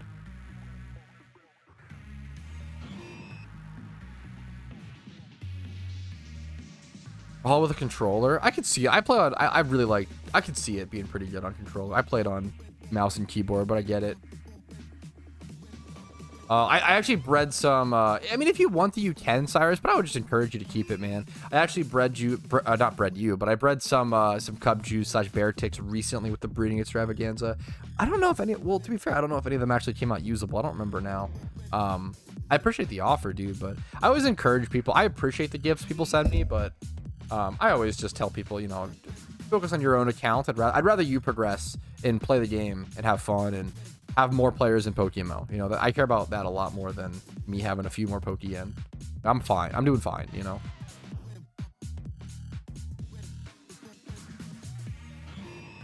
I get enough generous donations. I'd rather you, even if you're gonna quit, I always tell people to just keep your Pokeyen. Like, if you have Pokeyen, there's a higher chance you come back, you know, versus if you give away all your shit, there's probably a lower chance you come back to the game, unfortunately.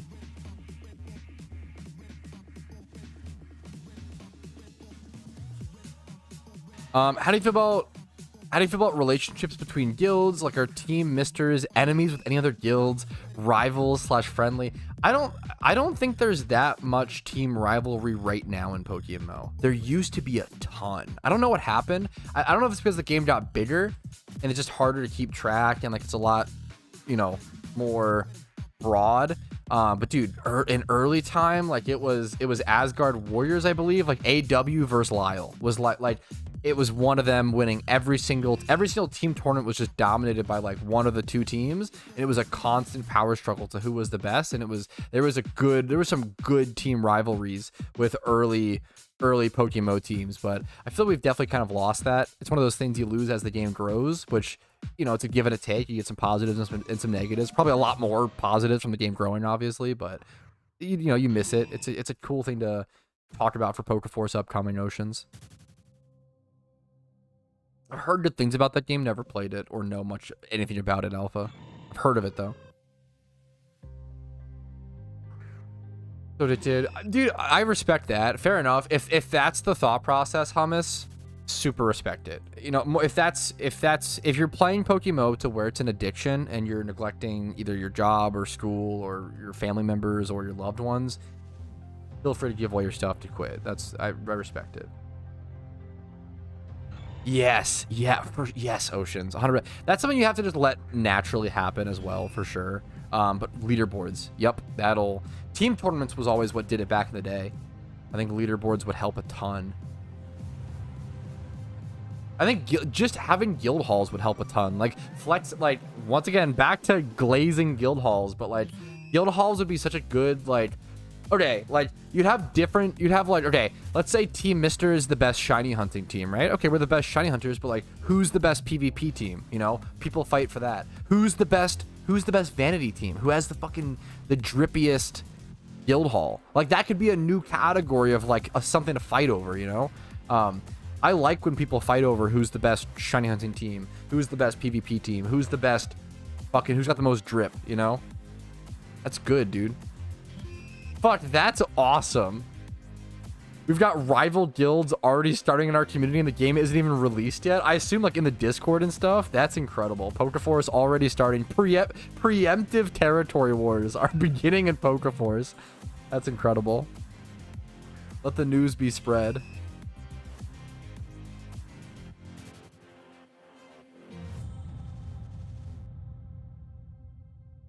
I want to know who's caught the most Bidoofs. We need the real leaderboards. I would love to see like Pokemon Go levels of stats. Pokemon Go is incredible. Whether you like the game or not, incredible at keeping track of statistics, dude. You can check like how many of each Pokemon you've caught, how many times you've like taken screenshots of your Pokemon. It's truly amazing. The stats Pokemon Go keep are super, super good. The Axew Soullet, they've been listed for, I doubt it, dude. Most things, like the fact that these have sold at all is crazy. Most things should take anywhere from 2 to 3 weeks to set, like, not like on average, but it's like you should wait the full listing cycle, you know? On which routes Pokemon are, I see only... Do you have a specific question, Mogi, or what do you mean? I think if you Google, there might be a forum post actually that covers that question, Mogi. All Pokemon locations, PokeMMO. There might actually be a forum guide that covers this question. So I don't know if this is 100% accurate. might not be / probably isn't, but here you go, Mogi. Mr. 2 in Pokeforce is gonna be the best team. Fuck. We'll see, dude. Dude, yeah, shit like that is incredible oceans. Dude, oh my god. Pokeforce could literally be so good. I'm just, I don't know. It really is fucking exciting. It could be so goddamn good. I'm really, really excited for it. Yeah, that's probably true, Rumel.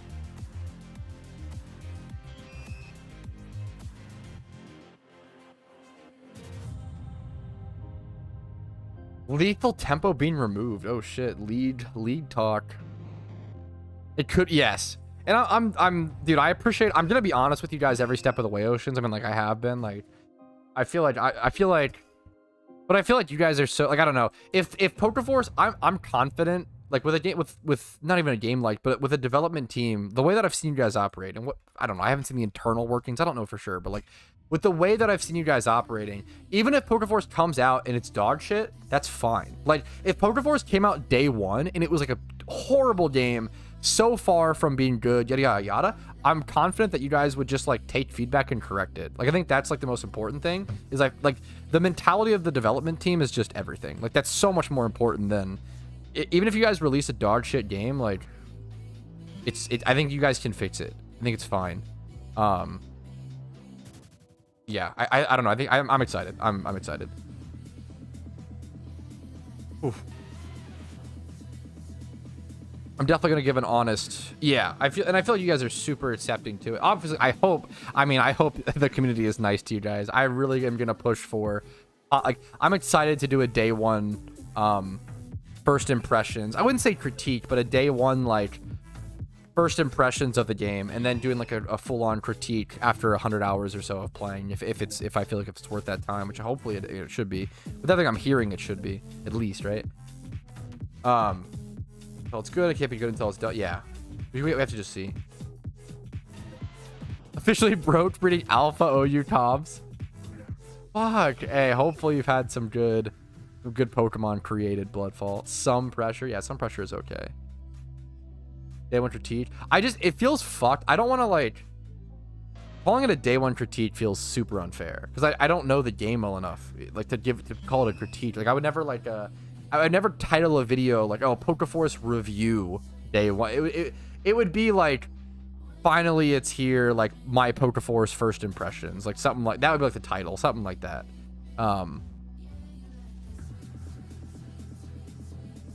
I definitely would try to, yeah, and then I would like play the game for a while and do a proper review. Yeah, it's exactly, Oceans, for sure.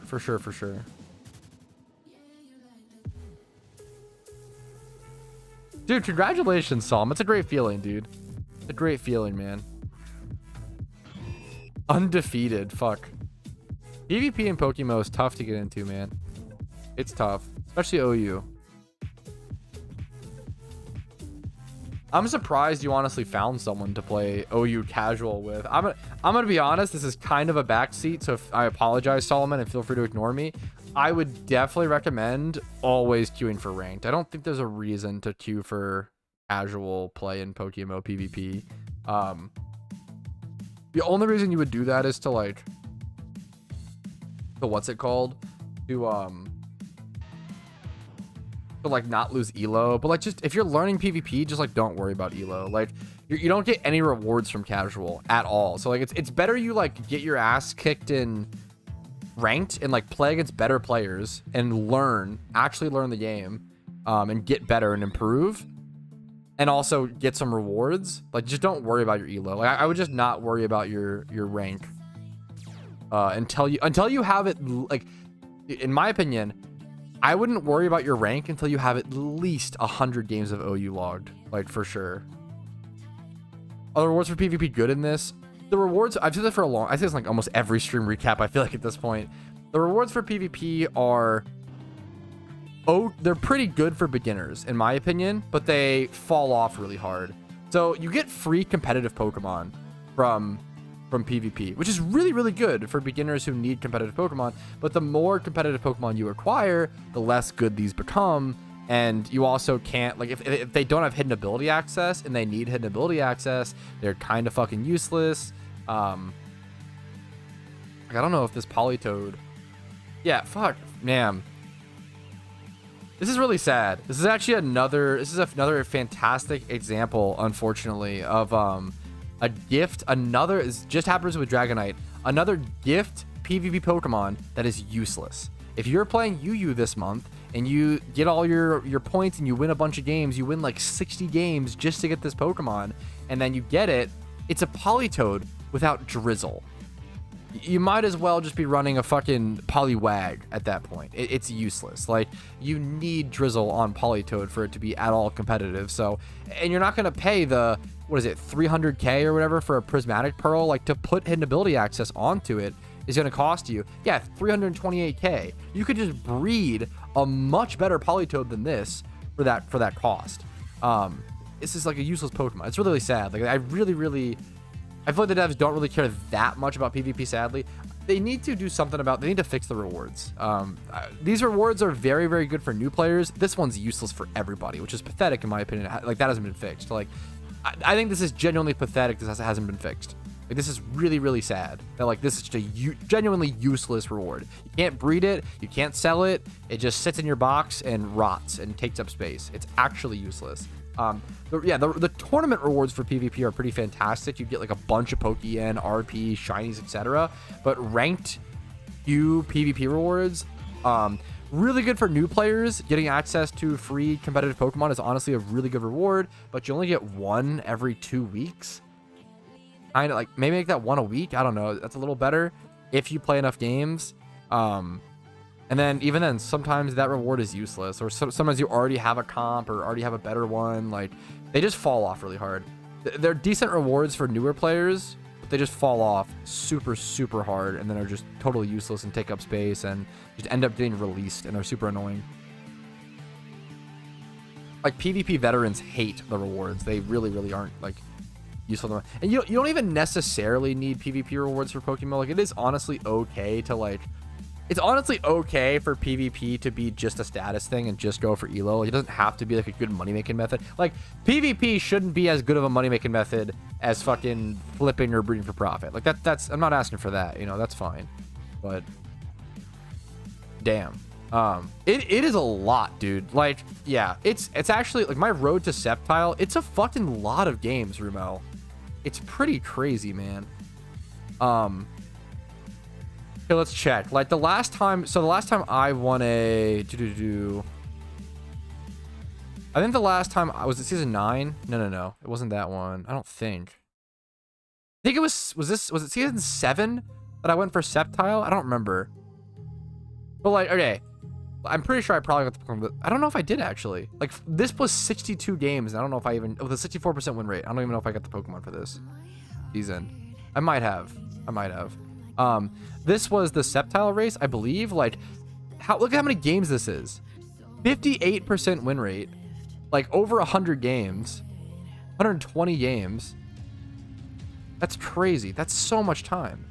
If it's like 15 minutes a game on average, that one was probably more. I think it's around, like, if you have a 60% win rate, I think it's like 65 games or so. If it's around 15 minutes a game, that's 975 minutes. That's 16 hours of PvP in 2 weeks. On average. That's a fucking lot, dude. Unless I'm calculating wrong. That's a fucking lot of PvP. Mentally intensive hobby, mentally intensive activity. A lot, dude. You don't need legendaries for Dex completion. It's covered in my Pokedex completion guide. Increased shiny odds for those PvP mons.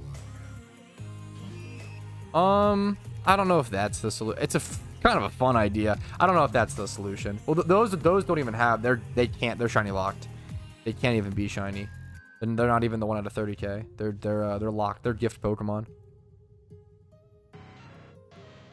I don't know if PvP people care about shinies. I'm gonna be honest.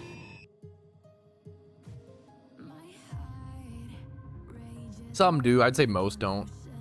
1 out of 12? Okay, wait. Calm down, buckaroo. Wait a minute, Tally. Wait a minute. Yo, thank you, Thug. What's up, dude?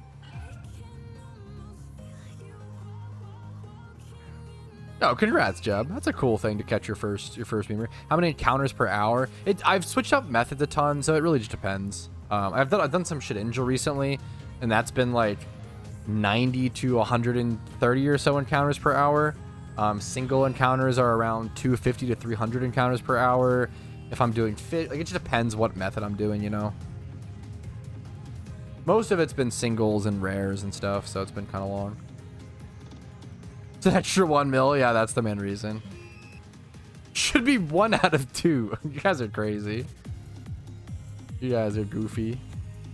Yeah, no, that's totally fine if you found a good link for that, Mogi.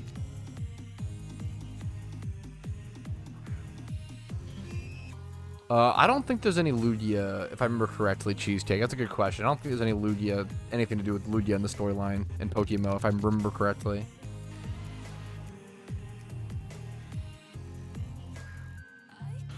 Yeah, hype trains are, you know, scam trains. True. Yeah, this is up to date. This is cool, Mogi. Thanks for the link, dude. Oh, it's my best friends. Hell yeah, dude. Dude, he's been making useful forum guides and text. He makes the best text guides in all of PokeMMO.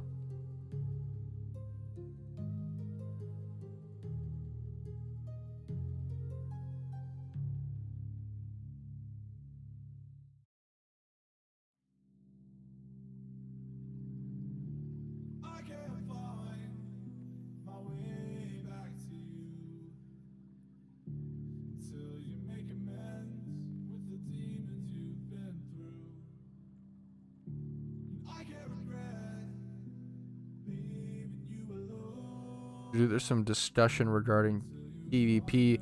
As it stands, Shaman will be retested in UU and Yanmega will be quick banned to BL2. Interesting.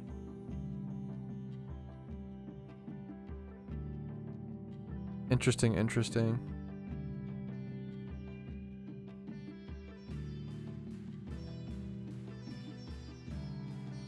Oh, yeah, because Yanmega, dude. Oh, I forgot. Yanmega was in dude. Yanmega got moved down to NU for a little bit. I didn't get to play it. I really wanted to. My boy Yanmega was in NU for a little bit, a small period of time. Oh, that would have been so fun to play Yanmega in NU. He's too good for it, though. He doesn't get played enough in UU either, so it's tough. I love Yan. I would love to try to play UU just to make Yanmega work. Or maybe I gotta make, I don't know, Yanmega and OU, dude. New video coming out soon, true and real. There's so many fun strategies like that could be tried.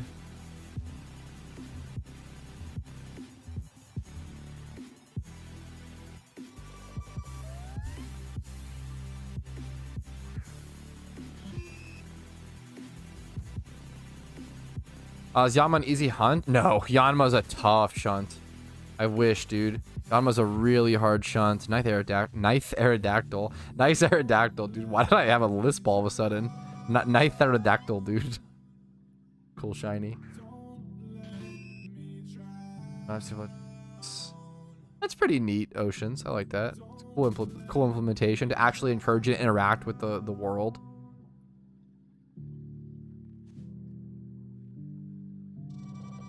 I'm gonna get 59,000 encounters here in a set, fellas. 59,000.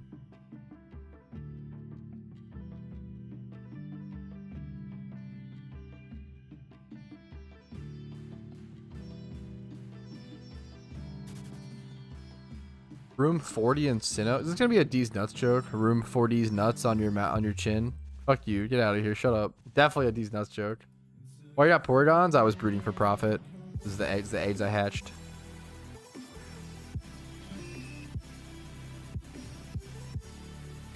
Got room 40s. It's definitely a D's nuts joke. I feel like I'm just waiting for the timeout. Surprise, no Rotom event. Yeah, I'm just chilling. I prefer my own little hunt. But good luck to those in it. Yeah, Vulpix is definitely not. It could be worse. There's 59,000 encounters, by the way, which is a pretty cool milestone. First time I've seen a 1,000 milestone in a little bit. What are the best Pokemon to breed? If you copy paste that question, if you Google what's the best Pokemon to breed, PokeMMO, if you Google it, man, there's a video that'll pop up. Google first, guys. Please, please, please. I always say. That's all I ask. Google every question first. If you can't find an answer, feel free to ask in stream. Just put in your own time and energy first. Please, please, please.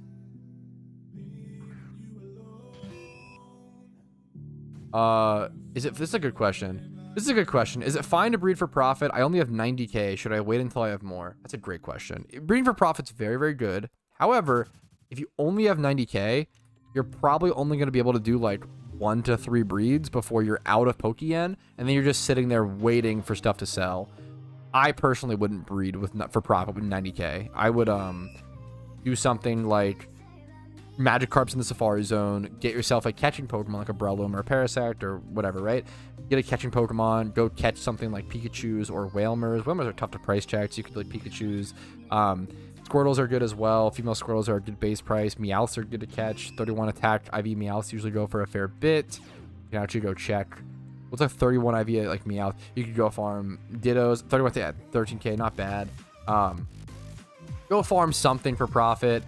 Get up to around 1 million Pokeyen. Or honestly, nowadays you can. I don't know if you have enough if you have enough regions done, you can build a gym rerun team for like 50k nowadays. Disgustingly dirt cheap. It's ridiculous. It's cheaper than it's ever been by far. Get yourself a gym rerun team for 50k. Go spend 3 to 6 hours. It's kind of a long time, but you know it's worth it. Go spend some time EV training and XP training it, and then do some gym runs. Do gym runs up to like 1 to 3 mil, and then once you get to that, once you have a gym run team and 1 to 3 mil, then you can breed for profit. Use that 1 to 3 mil to breed for profit. Do gym runs every single day. Breed for profit here and there. Once you get to 5 to 10 mil, maybe start flipping. Once you get to 20 mil, maybe start shiny flipping. Once you get to 25 mil, then you start making investments long term for 2 to 4 years into events and such. After you make some money on that, and you sell it all off, and then bam, you're a billionaire. That's the general. I have a video that covers this process as well, called "How to Become a Billionaire in PokeMMO." It's a pretty like guaranteed like way, but it just takes a lot of time and effort and energy. Like it's a strategy that everybody knows, but it's a lot of hard work, and you have to be willing to wait like 2 to 4 years on investments. So it's tough. It's difficult. It's not easy. The knowledge is there, but the effort and time. I mean, I think it's fair. Not everybody wants to play a Pokemon fan-made game for thousands of hours. Understandable take, I know. But there you go. Hopefully that helps a little bit. I'm very aware. Hey, Britt. What's up, dude? I'm going to pass on it for now, but good luck to those participating. Whimsicott's probably fine. I wouldn't really recommend it, but it's probably fine. If you like Whimsicott as well.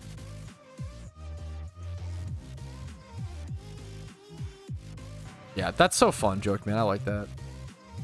Yeah, it was a good question. A lot of really good questions today. In chat. Doing the event? Nope. A lot of people doing the Rotom event today, I guess, which is cool. I'm gonna pass on it.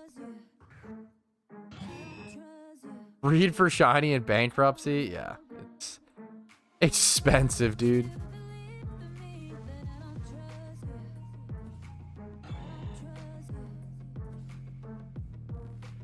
Evidence Blossom is fantastic for a storyline, 100%. 100%. Yeah, I always say, ever since I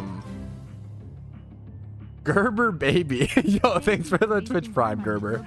I super appreciate that. Hopefully the videos, hopefully the streams have been either entertaining or helpful in some way to be worth that above and beyond support, man. Twitch Primes help a shit ton, dude. If you guys have a Twitch Prime that you haven't used this month, if you have Amazon Prime and haven't linked it to your Twitch account, if you could do that, if you want to, it's fucking wildly helpful for me. I super appreciate it. So I'm not ending stream, but a quick reminder, if you guys haven't, if you like my content, just physically click the like button on YouTube. It's really helpful. Subscribe, follow on Twitch. I stream Monday through Thursday at 12 p.m. ET. I upload every single day on YouTube.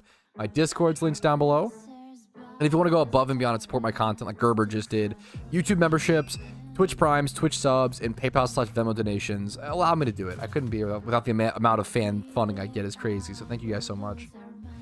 Any YouTube likers? If you use Porygon Z, you can beat it in like 3 hours. Porygon Z is, in my opinion, I could be wrong. Porygon Z is probably way better for the storyline than Porygon 2. Porygon 2 is good. It's tankier. It's better in PvP. because it's tankier. But Porygon Z is pretty tanky, bulky enough, and it does way more damage. Like, way more damage. Like Porygon 2, you've got a 105 special attack base stat versus 135. And like still 70. Look at this bulk. 70, 80. Like yeah, Porygon Z is fantastic. But I can play Poker Rogue. Hey, we'll see. Either today or tomorrow. I've been doing some videos though, so we'll see. I super appreciate it, Gerber. Like how passionate you are. I appreciate it. I fucking love this game, dude. I appreciate it, dude. I always say that I always like hearing people. I get it. I like hearing people be passionate about, you know. I like hearing everybody share their interests and their expertise. I like trying to listen to other passionate people about other hobbies, you know. It's fun. Oh yeah, with it, yep, for sure. Well, then I just agree with you, Drip. Yeah, 100% Drip. Porygon Z is, we were talking about that earlier, dude. Porygon Z is super underrated for the storylines for sure. I used a Porygon Z for my Johto playthrough. That's super. That's pretty lucky, Bloodfall. That's really good. Hopefully it, you know, stays up though, dude. Good luck to you, man. That's pretty damn solid. Dude, go for it. I always like, the biggest thing is just do something unique. The biggest thing on, be like Team Rocket. I like Team Rocket is such a fucking good example. He's in chat right now. If you're gonna do YouTube for anything, you have to be unique in some way. I have been noticing a lot of new, no, I shouldn't say, I don't know. There's a lot of Pokemon content creators that do a fantastic job, but there are some that they're not doing a bad job. They're doing great content, but they're not really creating anything unique. They're kind of just doing similar things that's already been done before, which is totally fine. It's still fun and helpful, but I want to see them do something because they'll never blow up. Like, they'll never surpass me or surpass other people if they just like make the same content. I would love to see people like carve niches or have unique things like the game show content, like Team Rocket having a region locked account, PokeMMO Investments doing detective work on like the Shalfa starter curse. There's some fantastic videos out there that are hyper original, that are super awesome. And there's just always something new to be created. It really frustrates me when people say like, oh, but you know, PokeMMO is just, I literally hear it all the time. People will be like, oh, but there's only so much content to make on a game like PokeMMO, and I'm like, dude, what are you talking about? This is like the most open world, like sandbox game. Like, I've literally done, I have a notepad document full of ideas I haven't been able to tackle yet because time and energy is the main problem, not ideas, you know. Yeah, there's region locks. I've talked about hardcore Nuzlocke, haven't really been done. Soul locks. That's just Pokemon stuff. If you want to, like, I try not to shout my ideas out too much because they kind of do get taken over time, but there's so many ideas. If you're someone who's sitting there saying, oh, there's nothing left to do in PokeMMO in terms of video content, you're probably, this sounds really harsh, but you're probably just never going to make it as a content creator. If you can't see how much there is to do, if you don't have that you're just not going to be a creative. Like, you do have to be creative to be a content creator. Well, not necessarily, to be fair, but it helps. It sure does help. To really succeed, you kind of have to be creative as a content creator. Team Rocket's awesome. Team Rocket, yeah, you're the GOAT based. Yeah, that's so sick, Mew. That's awesome. Like, that's so cool. Good luck to you, Joke. Jenny Shinji at the event, dude. Good for them. Creators are the best personality. I just love Rumel. I mean, I love Rumel. He's been around for a bit now. Rumel, I love. Best personalities. I really love Rumel. I don't know if I know other creators enough. I know I love Rumel. I don't know if I know other creators enough to truly say I just don't know. I don't know if I know, you know. I really liked Roided Ewok, but he was the guy who inspired me to start doing PokeMMO content. Roided Ewok. He would do like analytical PvP content, but he kind of I don't think he makes videos anymore. Cav is really cool. Oh yeah, okay. Personalities: Rumel, Cav, Sam. I guess he's British, but he gets the pass. No, I'm just fucking kidding. I love Sam. The Rumel, Cav, Sam. Those guys are great. Careful with naming it. I don't want someone to name. I know. I don't want someone to be like, oh, what do you think about this content creator's personality, and then me be like, oh, I don't like it. No, it's not. I don't want to have to judge. Cav was a lucky one. Just he does just seem to have a great. But even I don't know that well, but he seems pretty cool from the raids we've done together and such. Have you met any of the big whales in Pokemon? I don't know if I have. I'm gonna be honest. I don't know if I've met any big whales. Oh, I guess another creator. So this is Intuition. Spidget's so funny. I haven't watched enough of his content to like really know his personality, but he's really funny and chill. Dude, there's a language barrier, so maybe I'm just full of shit. But Mega Bladers, the way he talks and his energy, he seems like he has a great personality. But I don't even know what he's saying. So I feel like I'm full of shit. Like, but I would guess that he like. I feel like he got hated on a shit ton. The Spanish community was like fucking. I don't know if they were doxing him. They were hating on him one day in global chat. And he just like I don't know, man. It sucks to deal with that. It sucks. It's super fucking cringe. I haven't really collabed much Oceans. I really want to. It's really just time and energy. It's tough. Something. I think it's just because they're bigger, and like the bigger your community gets, the more problematic you end up becoming. Just, you know, more people in a mosh pit is gonna create a bigger. I don't know. Is there some saying? I don't know if there's more people in a mosh pit creates a bigger fucking mosh. I don't know. Bigger earthquake. I don't know if there's a saying for that. Yeah, no, dude. Mega Blader seems awesome. Once again, I literally don't even know what he's saying, but seems awesome. He could be. I don't. Maybe he's saying some mean shit. I don't know. He seems fun.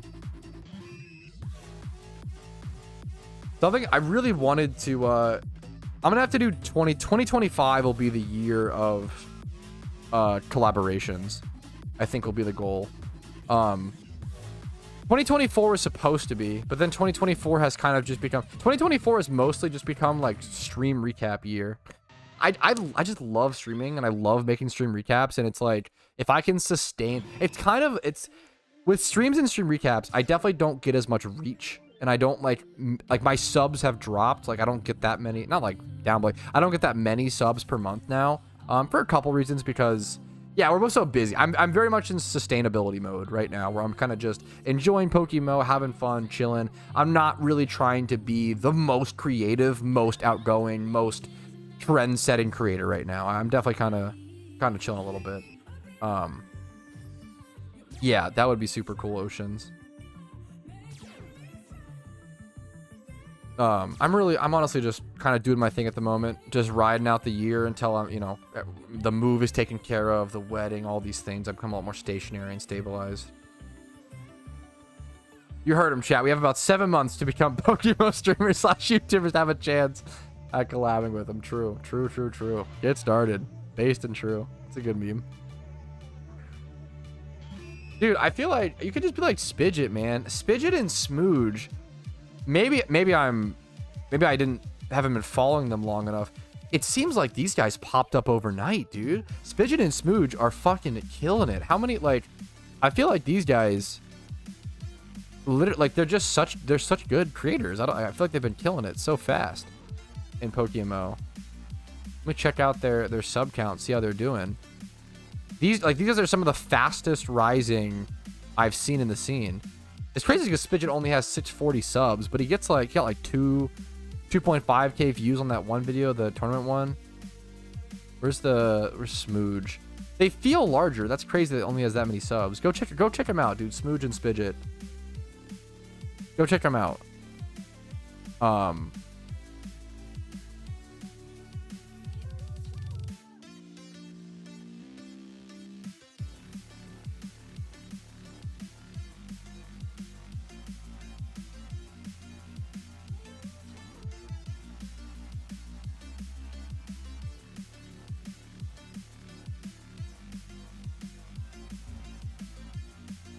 Yeah, dude, Spidget is genuinely so entertaining, and he manages to like laugh and be funny. Like when he's getting tilted in PvP, he makes it funny, which I respect a lot. They finally gave him as a beat. Yeah, they've been killing it, up and coming. The Alder outfit on the Pokemon. Oh, dude, this is something I should know this, but I don't know the answer, Steven. So I apologize. It's something I should know. Does anybody know the Alder outfit in PokeMMO?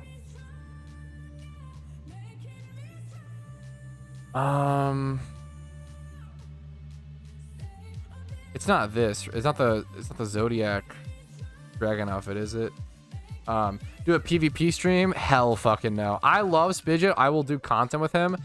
PvP streams are insufferable. I'm sorry. I respect anybody who streams PvP. I have so much respect for you.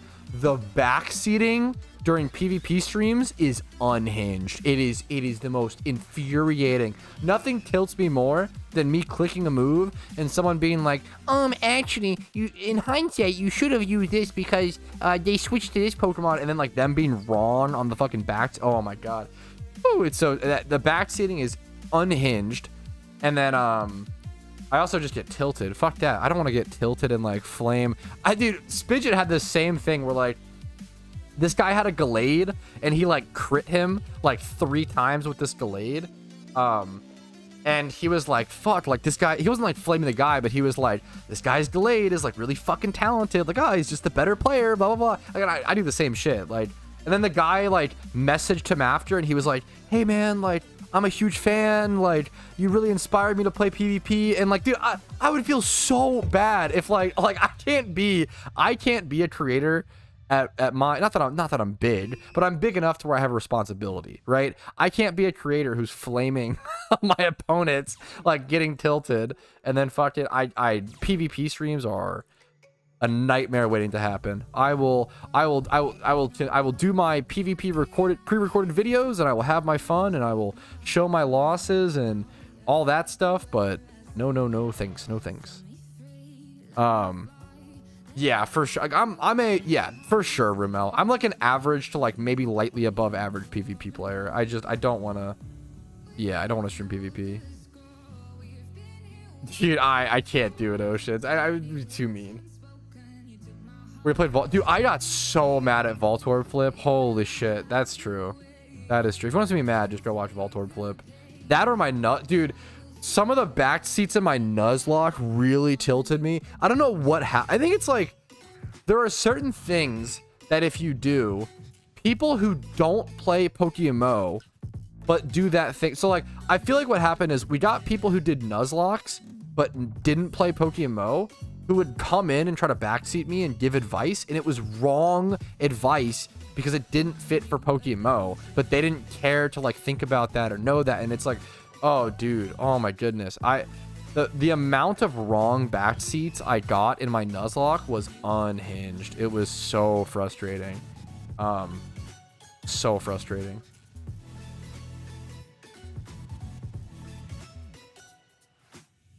It was stressful. Like the Pokemon Nuzlocke was really hard. Like I didn't want to lose, you know? It was super hard.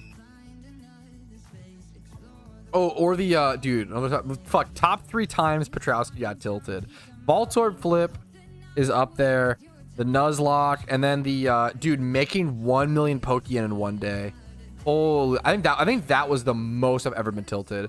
Because that was like number 1 was like a 15-hour stream, 14-hour stream, and number 2, dude, you wouldn't believe the amount of people who came in that day just to say like, oh, you're not gonna make it, oh, you're not gonna do it, like holy shit, the haters, and like backseating me on how to make Pokeyen when they had no idea what the fuck they were talking about, and like backseating price checks and saying like all this shit. Dude, oh my god, where Pickle is, fuck, true. I was so tilted.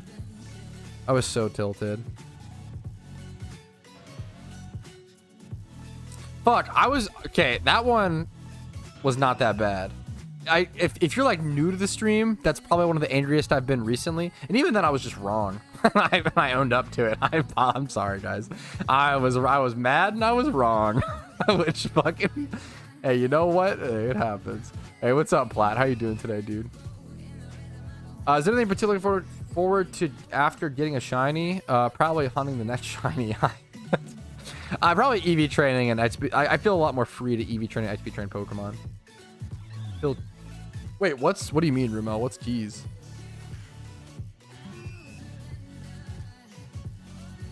Now I'm curious. Oh, for your house?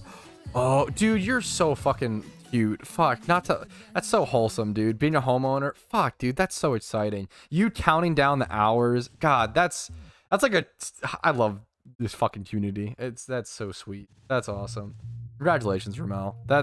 I respect counting down the hours so much. That's so cute. We had a really good friend of ours who also just got a home. I cannot wait. That's so cool, dude. Congratulations, man.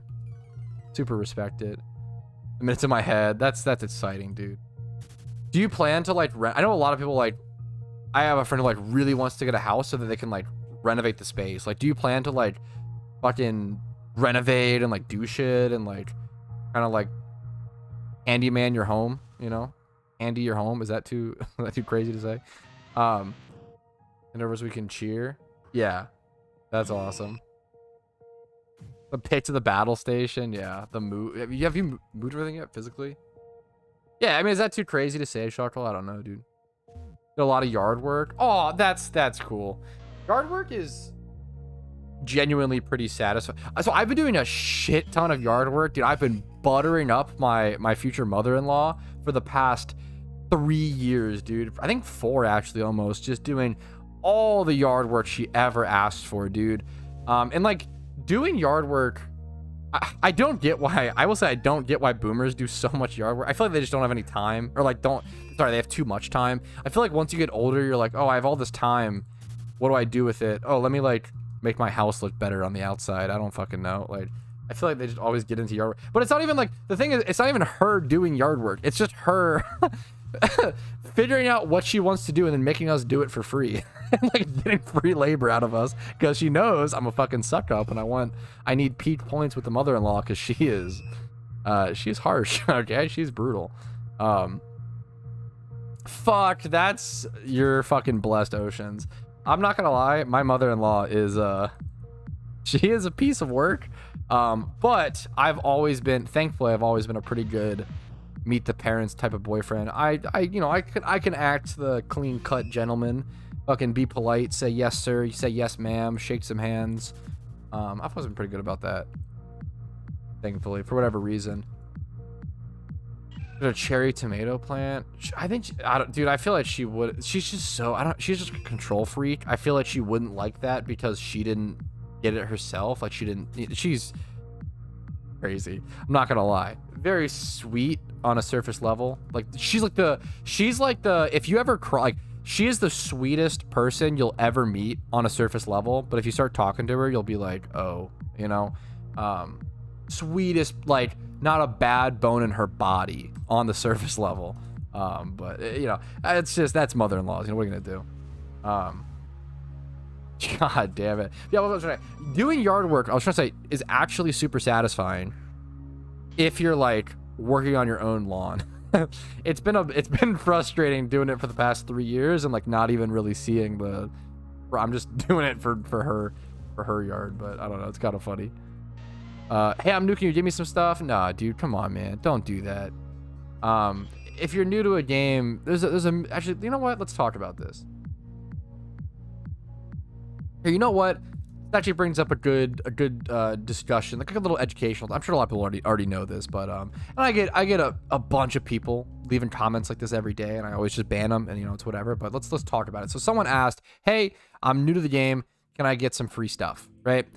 There's a couple problems with this, right? So number one, I don't like that people ask for free stuff in video games, because in video games, it's going to be the most even playing field you're ever going to be presented in life. You know, real life is really hard. Real life is really unfair. Where you're born into is random. What country you're born into, what family, your status, all that stuff, totally random, really unfair, really difficult, right? You don't always get rewarded in life. You know, the harder you work, the more likely you are to get rewarded, in my opinion. But it's not guaranteed. Whereas in video games, in PokeMMO, the harder you work, except for shiny hunting, unfortunately, but the harder you work, like, you will get a payoff. If you go catch Magikarps and sell them for profit, you will get a payoff. If you go, you know, payday pickup, you will guaranteed get a payoff. And everybody's on the same playing field. Everybody starts in Pallet Town. And I love that about video games.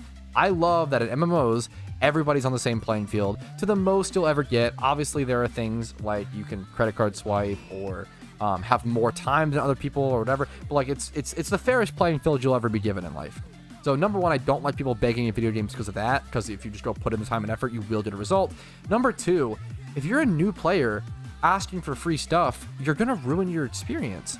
It's a huge reason why I actually don't like going around and like giving new players tons of Pokeyen. I've done videos in the past going around and like giving free stuff to new players, but what I like to give them is I'll have to ask them, hey, what's your favorite Pokemon? And then giving them one of those. Or even giving them like 2x31s or stuff like that. It's totally fine. Like, giving them like good IV Pokemon is mostly fine. But just giving out a million Pokeyen to a new player is going to ruin. If you've ever like used cheat codes in like Sims or like Tony Hawk or any game really, or ever have been given a large, you know, lump sum of money, you know how it ruins your perspective. It ruins how much you care about making that value, and how hard it is to earn, and you ruin your value of the dollar if you're just given a million Pokeyen as a new player. So number one, you ruin your perspective of the game if you ask for free stuff, and number two, it's just there's no reason to. It's a fair playing field for everybody. So those are two big reasons why you should just never. It's really like internet 101.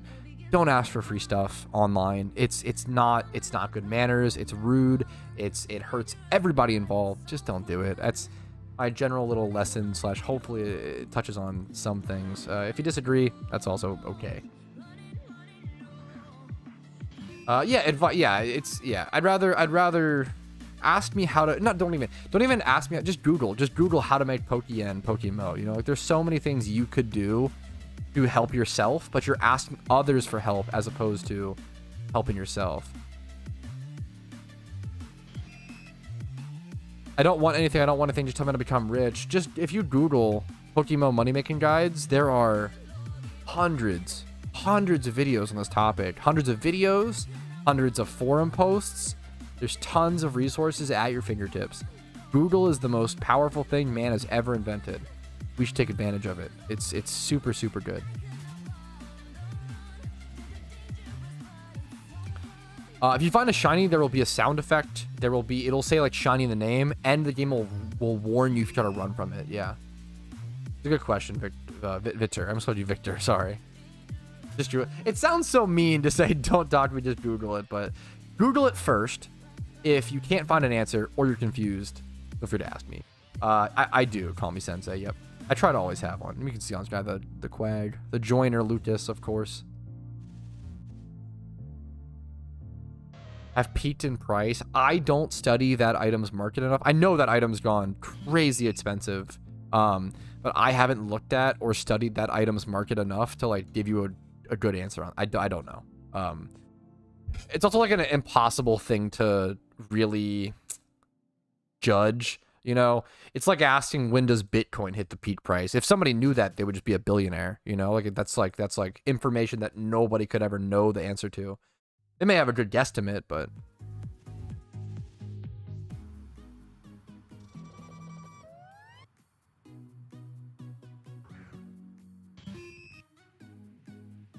oh yeah, that's super. Yeah, I that's super good, Mew. I like that. Yeah, I don't like being given a bunch of free stuff. I've actually said this in the past. I will quit games that flood me. Like, if a game floods new players, there's tons of, I do have a simple breeding guide, Haruto. If you Google PokeMMO simple breeding guide, I'm pretty sure there is one. Breeding is just going to be a tough thing to learn, man. I'm going to be honest.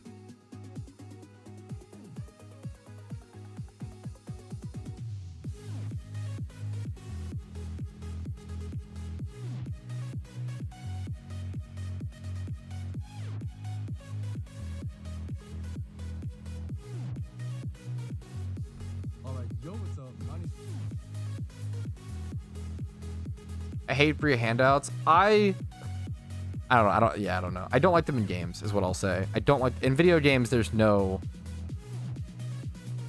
need to ask for stuff in games. It's just it's so cringe to me. So cringe.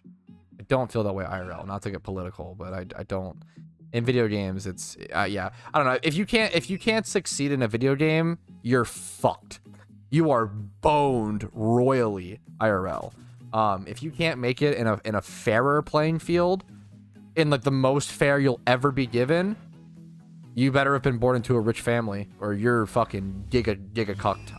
You're so done. It's so tough, which is just sucks. Like, I don't know, man. Now, if you just don't like the game, don't want to play it, I mean, that's fine. But I don't know. If you can't find the energy to, I don't know, find something to put time into. Yeah, you're killing it then, Amy. Good for you, dude.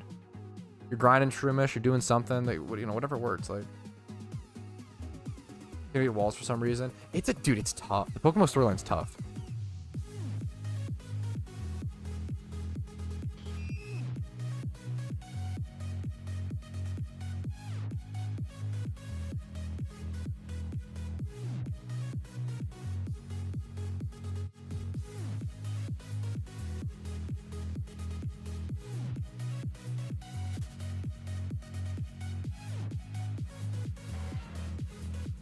Never drop these games. I have a video called will PokeMMO ever get shut down? Now, I'm not a lawyer.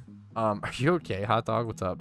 I'm not a lawyer, but in my video I do break down the basics of it. If you Google will PokeMMO ever get shut down, it covers why Nintendo legally can't really take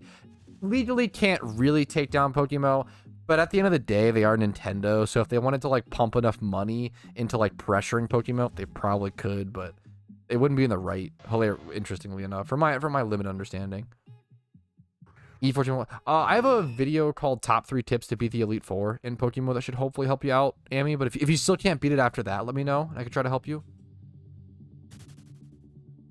I would just make sure all of your Pokemon are maxed level or like close to it in terms of your max obedience level, and then follow that guide. Top 3 Tips to Beat the Elite Four in PokeMMO. The number one tip I would pick up in there is Stealth Rocks for sure. Stealth Rocks are super good. And that video will explain that a bit more.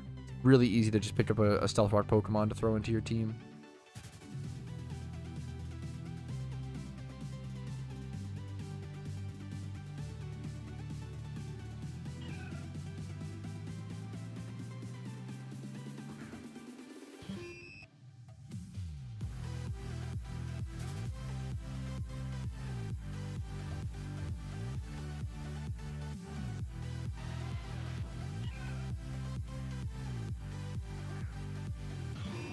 Did some decent encounters today. Singles are just so much faster than Shedinja. It's kind of funny. Kind of a good meme. I was doing so many Shedinja encounters recently. I mean, quote unquote, so many.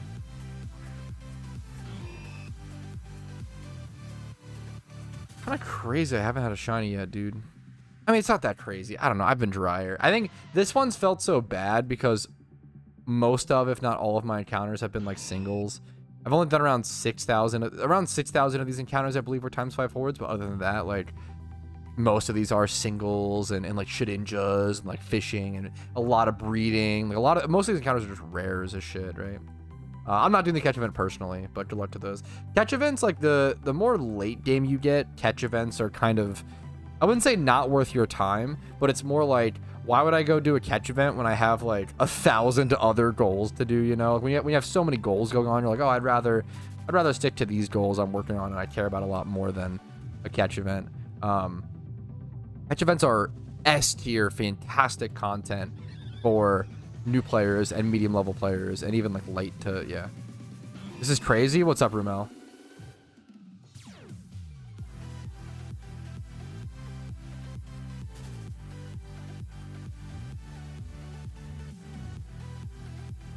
Everything okay, Rumel?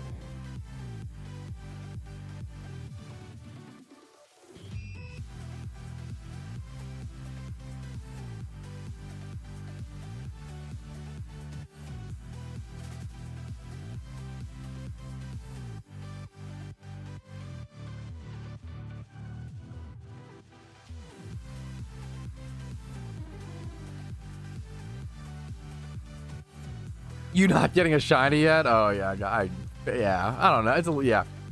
I would have. It just sucks to be this dry on singles for sure. But like, it just takes so long. Like, it just takes so much longer than ×5 forwards. And it's tough. Like, all of my shunting is done. Like nowadays, all of my shunting is done on stream because I don't want to. Yeah, I don't want to get the. At this point, I really don't want to get the shiny off stream. It would feel so bad, you know? I did this other tournament. Was always end with like 0 HP with 3 Pokemon left, but 1 HP and 1 point left for Wallace. Went broke from buying revives and hyper potions. I'm pretty sure, I could be wrong, Amy. I'm pretty sure you get like healed after every... On your first playthrough, on your first attempt of the E4, you should get healed after every gym leader. Does it not work like that in Owen, or is the E4, right? Yes, that's the other problem, Ramel, is like whenever I do ×5 hordes, it's like, oh wow, 6,000 encounter shiny, 12,000 encounter, you know, 17,000, 23k, you know, whatever. Whenever I do singles, 80k dry, 60k dry, 44k dry, 50, and it's like, dude, what the fuck? 56k dry. Every time I do a longer hunt, I always go dry. But if I do ×5 hordes, I get lucky sometimes. Horde for 1 minute, dude, I'm scared, yeah. I have too much money without to spend it on. You could always do a rare shunt. Once you get, like, unironically, like, I always say, hey, Pat, I have too much money with nothing to spend it on. You can do a rare shiny hunt. I do say, like, if you have, like, 20 mil in PokeMMO, you can pretty much do 99.9% of the game's content. Like, maybe even, like, 10 mil. I think with 10 mil... Yeah, yeah. With 10 mil, you can do, like, 99.9% of the game's content. The only thing you can't do with 10 mil is buy really expensive vanities that cost, like, you know, 50 mil or more, hundreds of mil, whatever, right? Or do rare shunts. That's about it. You can do everything. You can do single encounter shunts. You can do Lepa shunts. You can play PvP. You could, you know, get a lot of vanities, like make investments, like flip, make battle tower, PVM teams, raids. Like, if you have 10 mil Pokeyen, you can do 99.9% of the game's content. The only thing you can't do is rare shunts. Rare shunts are just super expensive, costing around 120 to 150 mil average for egg hunts. That's pretty brutal, but you can do most things with 10 mil, which is, I think, really, really cool. But I would love to see more. I would love to see more mid-tier goals added that cost around maybe 20 to 50 mil. I don't know what that would entail, but I think it'd be interesting.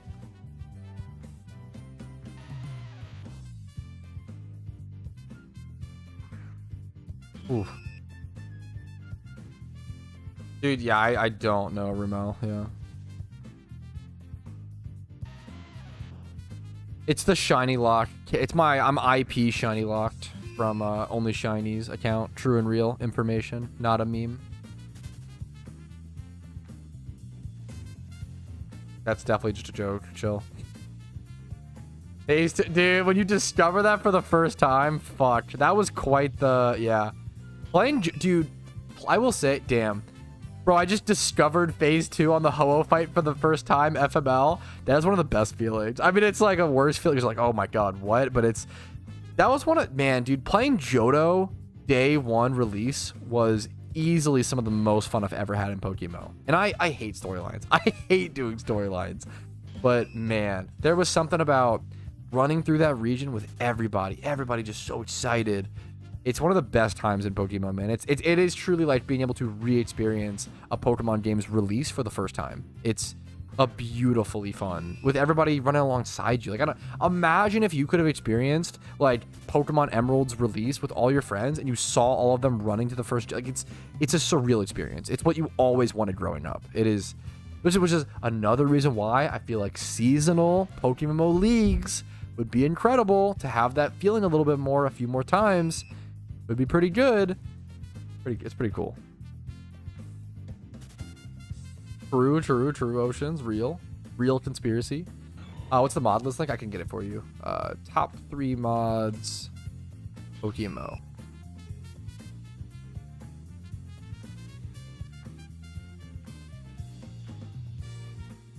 Yo, what's up? My name is...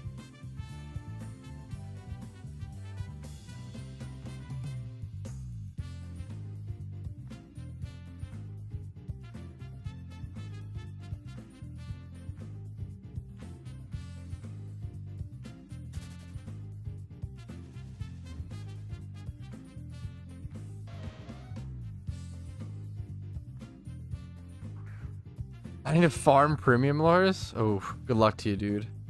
Good luck. PokeMMO taxes and loans. You're crazy. You're cracked. Yeah, no, hopefully that helps, Billy.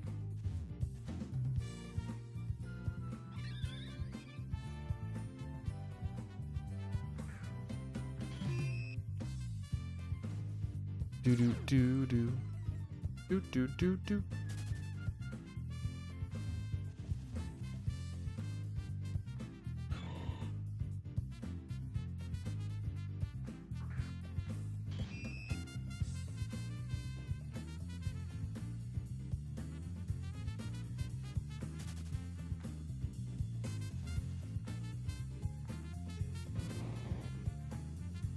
Last day at my first end tag. Good luck. Good luck to everybody going for legendaries today. I saw someone else going for Zapdos. It's always tough when the cycle comes around and you haven't gotten it yet. Someone said they were 30,000 encounters drive for Zapdos. That sucks. That's brutal. Price is Right music. Does anybody know what this song is from? It's from a PlayStation 1 game. A very important, impactful, decent-ish, okay PS1 game. This PS1 game was like fine. It was cooler because the environment's pretty, the colors were really pretty. This game inspired another game. Rayman's a really good guess. Really good guess. It was from Croc, The Legend of the Gobos. The reason that game is important is because Croc, The Legend of the Gobos is what inspired Spyro. So without Croc, there would be no Spyro. If you haven't played it, I would check it out. It's definitely not nearly as good as Spyro. Croc was also was supposed to be a Yoshi game. For like Nintendo, but they ended up like falling through, so they just replaced it with like a generic crocodile, which is kind of funny. It was meant to be a Yoshi platformer. Croc's a cool game. What's his name? Josh Strife Hayes did a video on it, which made me, it's a fantastic video. I didn't listen to the music. I didn't. That's all. I appreciate you guys putting so much fucking, that's a lot of effort into that, dude. Living your retro gaming, I got sucked into the hobby around, I want to say 2 to 4 years ago. Yeah, because I'm a pretty frugal person. I don't spend much money, so I was in this situation where like I was paying rent, I was paying for food, I was paying all my bills, you know, getting, you know, gifts for Casey, whatever, and then all my other money was just going into a savings fund, and I was just saving, and I was like this feel, and it reached a point where I was like, I feel kind of sad just like working as hard as I am. Like, it feels really shitty to work 14, 16 hours a day just to like put money in an account. And it's like, what, literally, what's the point? Like, what the, like, why, you know, what, obviously I'm saving for a wedding, and that's something that's really, it's a big goal. It's really important. That's where all of it's going to go. But I eventually got into retro gaming, and I spent some money on retro video gaming because of that, because I wanted to have something. It's a goal, you know. It's a fun thing to spend money, and it was a cool little goal to get into, a fun thing to learn about. Croc is, dude, I haven't even beat Croc, hilariously. That game is fucking hard. Croc just has like the worst hitboxes known to man. It's really, really bad. But it's a fun game. It's a neat game. It's really good to play it, to know where Spyro came from. What's up, Dylan? How you doing, dude? You're too nice to me. What's up, dude? How you doing today, man? How you feeling today? How are your shunts? How's your PokeMMO grind? How's your progress? Or if you're not playing PokeMMO, whatever you're playing or whatever you're doing IRL, how's your goals?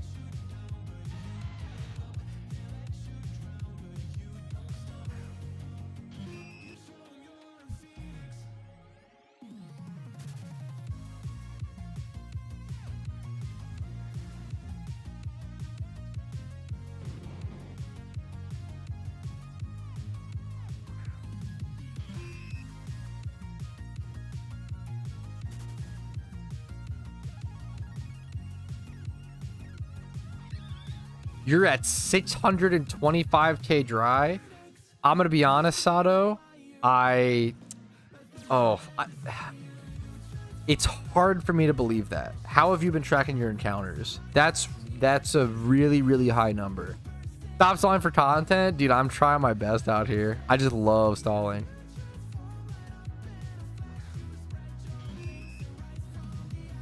What's your method of shunting, Sato, and how long have you been doing it? Those numbers don't add up in my head, but it's possible. The driest I've ever seen that I believe to be legitimate is I've seen like 1 to 3 people go around 320 to 350k dry, and I trust those people. I think those are legitimate, but that's like the driest I've ever seen. See the dump? Yeah, it's so unlikely. 300k, around 300k is about the max. I think it's a 99.95, or is it 99.99? I don't. It's a yeah, 99.95. It's like a 99.95% chance for you to have had a shiny by then, or something like that. Or yeah, and that happens, man, Todd. And that fucking sucks. And that's a tough shunt, you know. Yeah, and that's brutal. 250 hours. Is that 250 hours of game time total, or 250 hours of shunting? I would really recommend tracking encounters, guys. The best way to know. Fuck, that number is from when Holiday Boost was around. Yeah, that number is not right, hilariously. That was, yeah, which is really funny. Yeah, no, that sound, yeah. It's hard, Shuckle. It's hard, Shiny Shuckle. Dude, that's it. Hey, I love to see stuff like that, Floria, so congratulations. On a shiny hunt? Yeah, gotcha. I'd say the average amount of game time for people's first shiny is somewhere around, it used to be around 400 to 600 hours. I'd probably say it's around 300 to 400 nowadays. It's a little bit lower because I think shinies there's just times 5 hordes and stuff. So I think the average person gets their first shiny in around 400 hours, maybe 300 to 400 hours.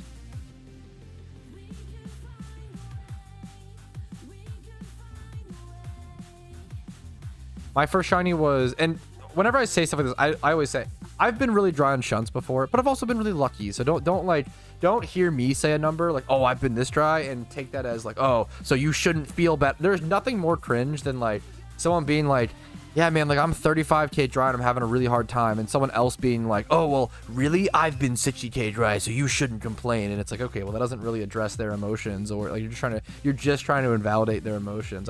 It's cringe. I always say I wish you guys did, you know, a shiny as soon as possible. You just wish people the best of luck. That's all you can do.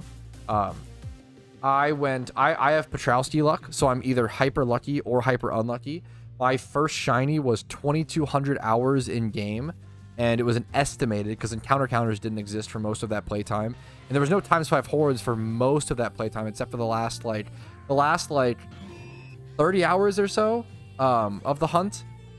So I logged around 20,000 encounters counted doing times 5 hordes of stun fists, and that was at like 2150 hours played already in the game. So I did around, it was around 2200 hours game time, 300,000 encounters guesstimated dry for my first shiny. However, my second shiny, I always say, like, obviously that was very unlucky, but shiny RNG evens out, dude. And this is the craziest example of it. Was my first shiny was that dry. My second shiny was 106 encounters later in the Safari Zone on stream, and it was a Shuckle, my favorite Pokemon of all time. Like I caught it on the fourth Safari Ball, which I don't know math exactly, but I think Shuckle has a 33% chance to flee after every turn. Now that doesn't really add up to like, oh, it had like a 99% chance. I don't think that's how math works like that, but it essentially had a 33% chance to flee, I believe, three times. Like that's, dude, that shiny Shuckle was the most stars aligned, lucky, incredible thing. Like, yeah, it just happens. Yeah, that's crazy. Atastra. Sorry if I'm butchering the name. You can correct me on how to say it properly. You see when you shunt for long enough and you play the game for long enough, you just see all the extremes. I've known people who had more playtime than me. I've seen people 3,000 hours for their first shiny. I'm not even hello, bro. Do you think you are trapped here playing PokeMMO, or is it something you really enjoy? Be honest. I know it may be hard for some people to believe. I really enjoy playing PokeMMO.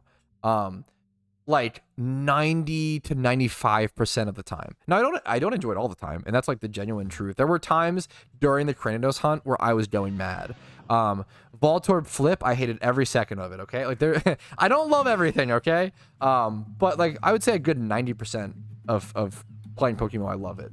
I was the same with RuneScape. I played so many hours of RuneScape, and I love skilling in RuneScape. And a lot of people like, I love agility in RuneScape, which is the notorious, like, you see that and you're like, oh, how could you love that? Like, are you okay? Like, is it just, I don't know. I loved like Artie Rooftops specifically. Agility sucked before Artie Rooftops, but Artie was fantastic. That was good. Yeah, the best strat in the Safari Zone is just to throw Pokeballs. I just threw Pokeballs for the Shuckle.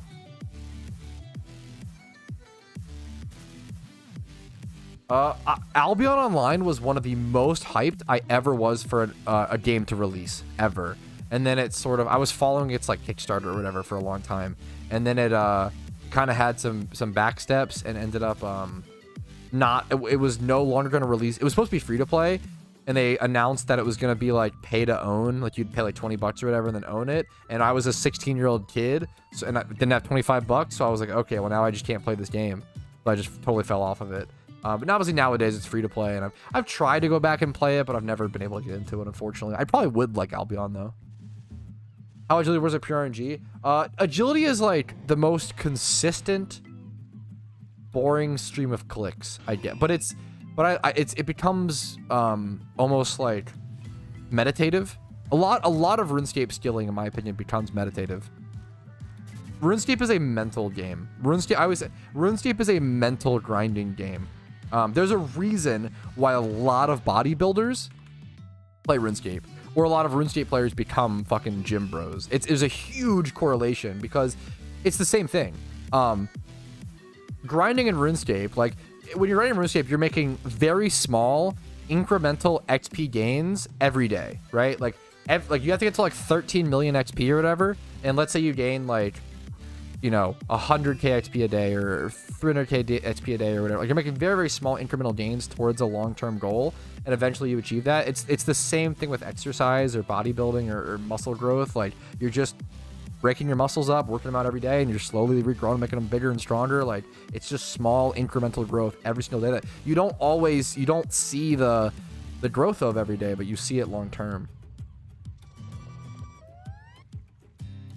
I always say that being a content creator definitely emboldens me to shiny hunt in the Safari Zone. If I wasn't a streamer, I wouldn't, if I like didn't get a clip out of like a Safari shiny fleeing from me, I don't think I would ever shunt there. It's honestly, it's for the con. At this point, it's for the con. Also, like the more shinies you get, like if you asked me when I had 3 shinies, would I shunt in the Safari Zone? I would have said hell no. That sounds horrible. But now that I have like 36 OT shinies, I'm kind of like, hey, let's spice things up. Let's gamble a little bit. Let's be crazy. Let's get, you know, the more shinies you have, the loopier you get. I don't know.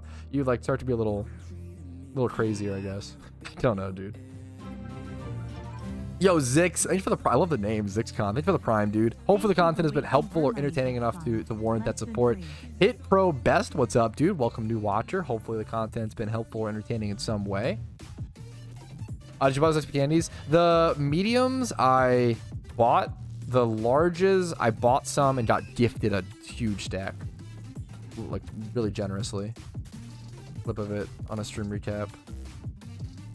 Yeah, it's funny that, yeah, Safari shinies are more exciting and more respected, but obviously there's that heart-ripping moment of that message. It's fled. Yeah, that's awesome. I love that, Oceans. Gotta be a grind, yeah. I've avoided the Safari Zone entirely because of that reason so many times throughout my PokeMMO career. But yeah, just the more shinies I get, the more I'm like, okay, when I gotta chase a higher high, I guess. As dumb as that sounds, like it's not really that dramatic, but just fun. Spice it up. I'd be more like, it's more like now that I have 36 OT shinies, I'd be more okay with one of them running because I have so many shinies that I'm like, I'm okay with one runs, you know. Ooh, good luck, Kyle. That's a solid contender, dude. Good luck, man. Yeah, I get it, Team Rocket. I get it, dude. That dry as well. Yeah. Dude, happy to hear it, Ziggs. Happy to hear it. Honored to hear it, dude. It's all, dude. Stream recaps were a huge test. When I first started doing stream recaps, I did not think / didn't know if people would like them.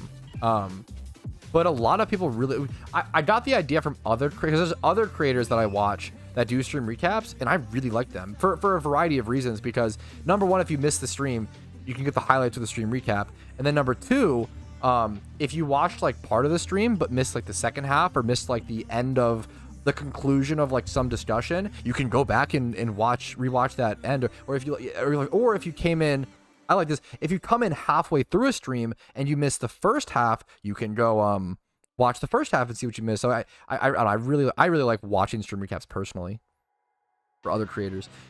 Strings. Yeah, if you Google custom strings, PokeMMO, Billy, there's 2 videos I have on it. Custom strings are one of the weirdest things to probably explain to new players. They're weird. They're weird. They're weird, they're wonky, they're kind of unbalanced. But they're also required to play the game in my opinion, to like if you want to really just like egg hunting, if you want to egg hunt or fossil hunt or rare shunt, you absolutely need custom strings, in my opinion. I would love to see them standardized at some point. I've talked about that for a while. Custom strings are a tough thing a weird subject. They're a weird thing to exist.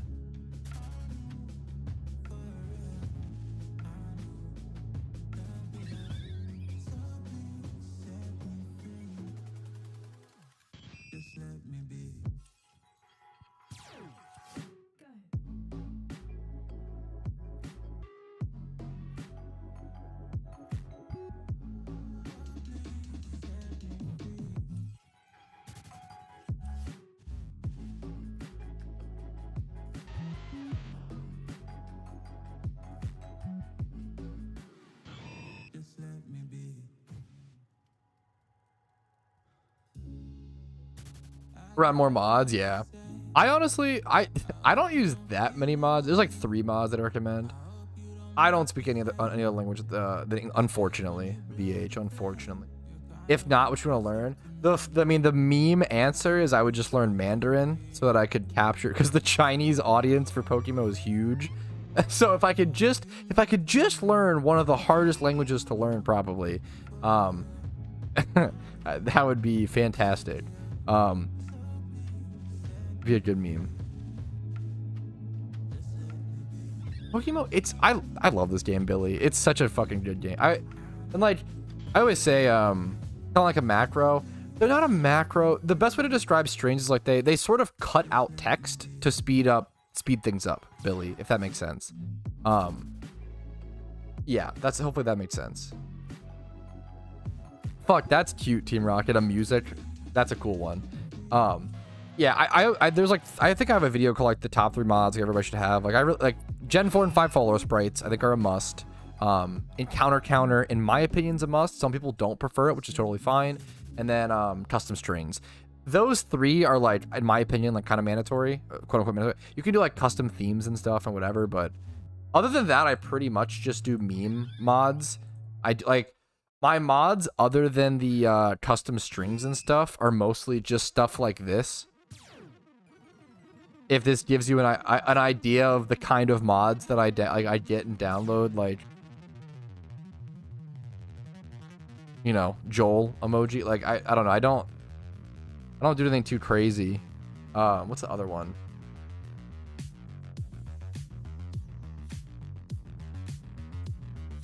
Badoof. I just like having, there's someone named Abenbag. I don't think they're here today. There's someone named Abenbag, and they basically make a bunch of these meme mods, and I love them. I just think it's a cute meme. Changes sprites. Your first shiny was a secret shiny shelter. Dude, I'm so jealous. I think we maybe talked about this. I'm so jealous. Congratulations. That's awesome. I really want a shiny shelter. Shiny shelter is up there as like top 3, top 4 shinies in Kanto for me. It's an S tier Kanto shiny for me. It's like Dragonair, Shelder, Oddish is I love Oddish, but I know a lot of people it's a weird one. Like those 3 are like S tier, top tier for me. I love Shelder. But it's a tough hunt. It is a fucking hard hunt, I feel like.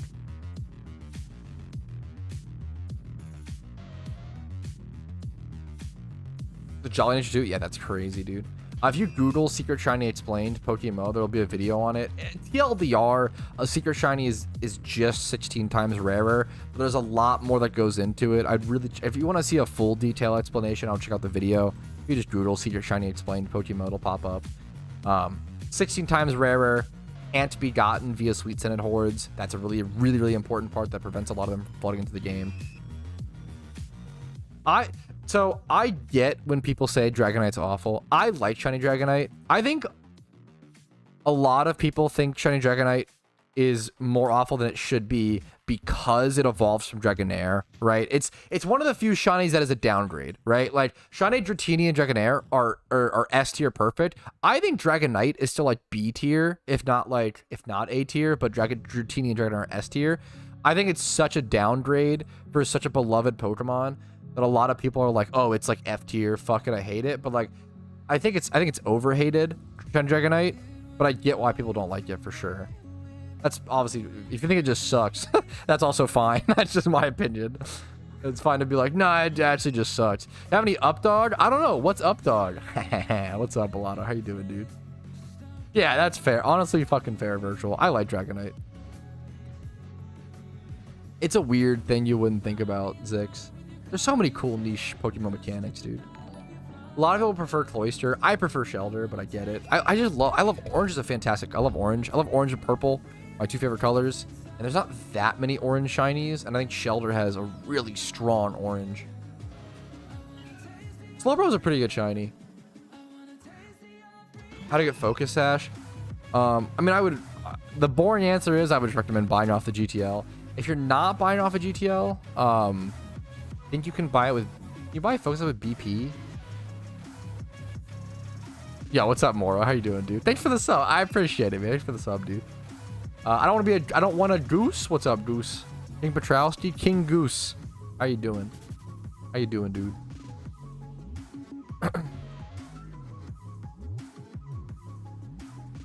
Trying to think where Focus. I think you might be able to buy Focus with BP. Hilarious. Oh yeah, for sure. I love the idea. I plan to get a shiny Dragonair one day to PvP shop. Essentially, a BP shop is basically a PvP shop. Like, it's called a BP shop, and they're at like Battle Frontier in Hoenn.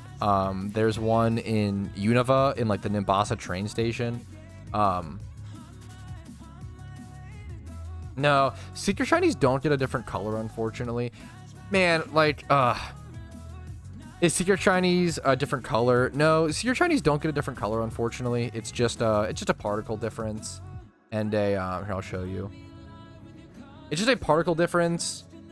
When you throw it out as a different sound effect and a slightly different animation that shows, the idea of different colored shinies and shiny variations, like color-wise, are really cool until you realize, oh, let's say, for example, I really want a Nidoking that has like a green shiny variant, right? And let's say that there's like 5, color variants of Nidoking.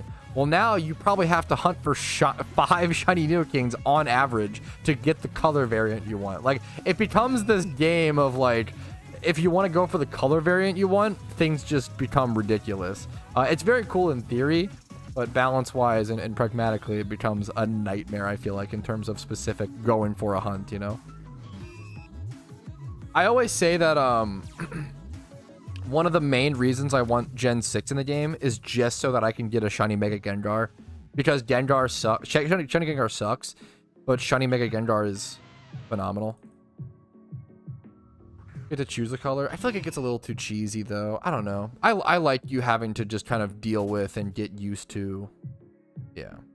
One variant is fine. That's fair, too, if you want to draw the line at one variant. Not white. Mega Gengar is white. Normal Gengar is not. Normal shiny Gengar sucks. If you don't know, I'm going to break the bad news. Yeah, normal shiny Gengar looks like this. And non-shiny Gengar looks like this. Like, shiny one looks worse. It's a more washed out purple. Like, shiny Gengar just looks washed out. He's washed up. Less red eyes. He looks worse. That's probably fair, Oceans. I think one variant. I think it'd be fair to give all Secret Shinies like a different color variant. That'd be kind of cool, honestly. Fuck, real Amano. What's the Secret Shiny rate? It's 16 times that, so I think it's 1 out of 460k. 30,000 times 16. I think it's 480. Yeah, 1 out of 480,000. Lol. I'm lucky to have one secret.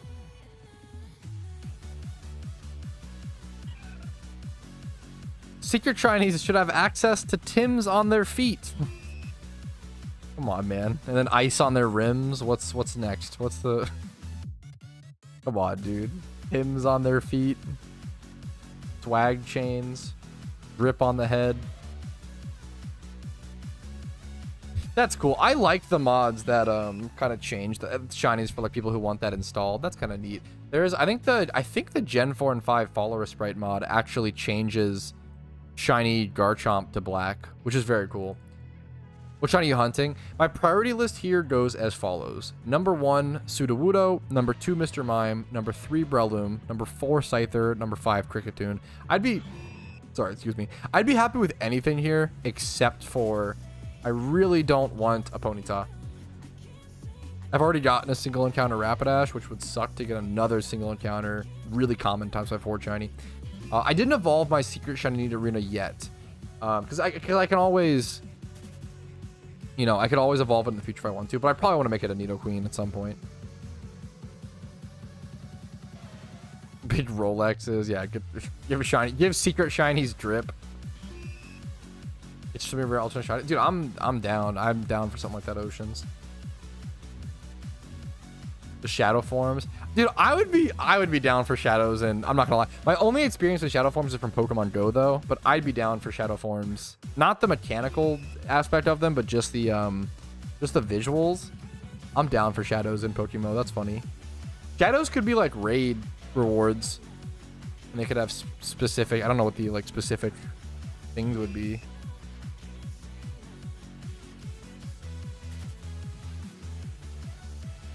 But yeah, that being the main reason. I mean, that's a fair reason, Ocean. I think a lot of people, a lot of players would want that, dude. Pokemon Coliseum. Yeah, fuck it. Just add Pokemon Coliseum to the game. Yeah, alphas have a chance. So there's things as a shiny alpha is called a Shalfa. I love this name for it. Shalfas look incredible. Can your alpha have a chance to be shiny? Yes. If you're not familiar, a shiny alpha is called a Shalfa. I love the term. They look amazing. They have a different... when you have a Shalfa, it changes the color of the glow from red to yellow. So let's look at like this Hypno, for example. You have like the pink shiny Hypno with the yellow glow around it as opposed to the normal red. That's like one of the more specific, unique shiny changes that exists in PokeMMO. Is Shalfas are truly... Shalfas are gorgeous. Are secret shiny alphas a thing? Yes. They used to not be for a little bit. Or there was no... I think it was specifically Shalfa starters or whatever weren't a thing. You can get secret shiny alphas, which is just, once again, ridiculously rare. Like, once again, a secret shiny Shalfa Tentacruel is going for 98 mil, you know? Like, just think about, like, that's, you know, so expensive. So crazy. As a Tentacruel, you know?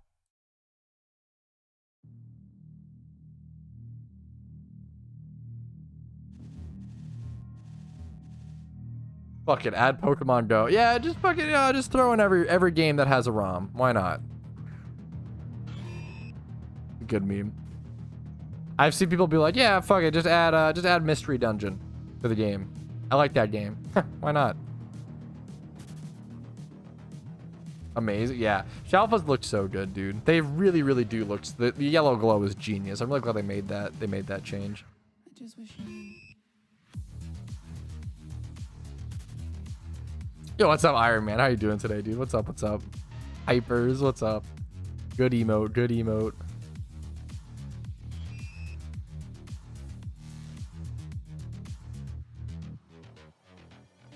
But isn't Shalfa hunting just waiting for the alpha to spawn and popping a charm? You can breed. You can rebreed alphas over and over and over again. That's the really, like, consistent way to quote-unquote Shalfa hunt, but it's ridiculously expensive. I think it's like 2 billion Pokeyen on average for a Shalfa hunt, because you have to buy... I think the average male breeder costs around 40k for most age groups for alphas. They're 2 times 31s. So if you do... You need 30,000 of them times 40k a piece. 1.2. Honestly, not as bad as I expected. 1.2 bill is the cost on average. Obviously, you could go imagine going dry, you know, and it could be more expensive for different egg groups and stuff as well. And also, you have to just slowly you have to really slowly buy your breeders because only so many alphas come into the game at some time. So if you go try to buy 30,000 monster male breeders off the GTL, there's not going to be that many. You know, you can only buy so many breeders at one time. So it's a long-term process, and it's super expensive.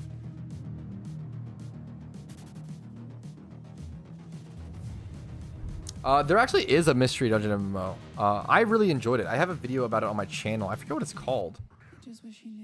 Is it called PMU? I think it's Pokemon Mystery Universe.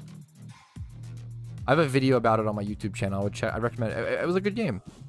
That was like a really good game, underrated, like totally dead game. Sad. Like that was the issue. Was like it was so dead, but like 20 to 50 people online. But it was a good game.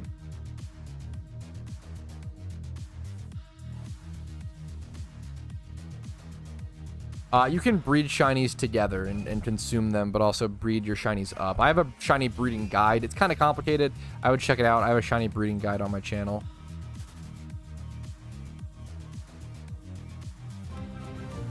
Yo, Omega Donkwalk. What's up, dude? What's up, gamer? How you doing today, Omega? Happy to see you, dude. Like the emote. What's up? What's up? 14 months is fucking crazy, dude. Thank you so much, man. God damn. Thank you, dude. Catching your first alpha is legit hard. Like it took me a while to. Once you get used to them, it's pretty easy, honestly, and consistent. But it's tough. It's tough to get used to. Like there are weird mechanics. Can be a tough fight. Sometimes you just get unlucky and have to just redo the fight, and that just happens. Whether you crit or get wiped or whatever. What region do you think is the least populated? Probably Sinnoh by far. I'm gonna be honest. I have a video, once again, called What's the Best Region in PokeMMO, and it breaks down all the positives and negatives of each region. I rate Sinnoh as the least powerful region in that for a lot of reasons explained in that video. Barry was the end of my account. Fuck. Good luck to you, dude.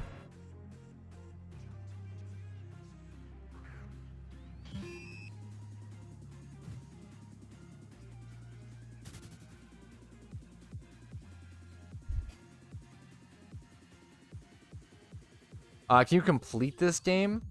It's the same. Like your name's Iron Man RS. It's somewhat a RuneScape. Can't really complete RuneScape, you know. It's just catching them all / shinies. It's so much more than that, you know. If you look up 63 things to do in PokeMMO, I have a video called 63 things to do in PokeMMO. It'll break down some of the end game content. New content's added regularly. Yeah, they just beta tested raids. Endgame PVM raids were tested 2 months ago, and they'll be permanently added to the game. Hopefully by June or July, we'll see. Raids are gonna get permanently added around my wedding, which is gonna be a tough thing to manage. I'm gonna be excited though.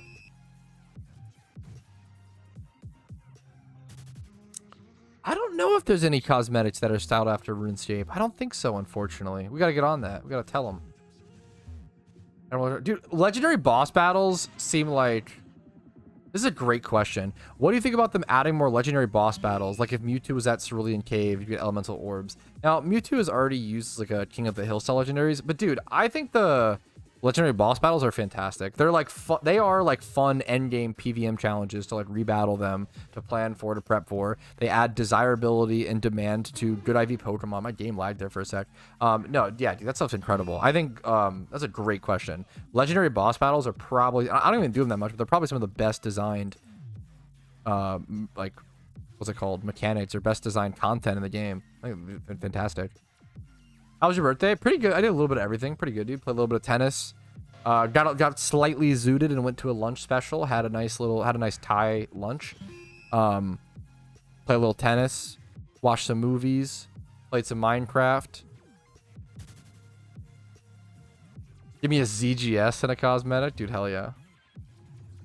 Pat lore. What's up, Amadu? Wait, what's the Pat lore?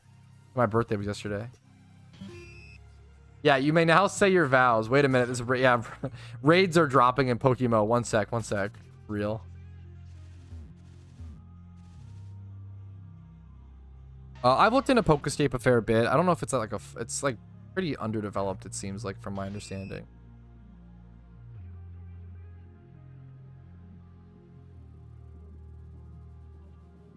I'm not sure, Dank J. Might just be unlucky, but I could be wrong. When looking up data from the Wikidex, which gen should look for? What are the... I'm gonna be totally honest with you, dude. PokeMMO has custom balancing. They're like, you kind of have to lightly go by Gen 5, but it's not gonna be like 100% accurate. It'll give you a rough idea. PokeMMO is 100% custom. It's a mixture of, there's Gen 9 balancing, there's Gen 5, there's so many things. There's balancing custom to Gen 5. There's so many things. It's a huge mixture. Not really one generation. Like PokeMMO is you have to think of PokeMMO as its own Pokemon game, because it is. It's its own generation of balance. It's not comparable to any other Pokemon gen. I'll probably just sell them, Kyles. Or use them for fun. It's up to you.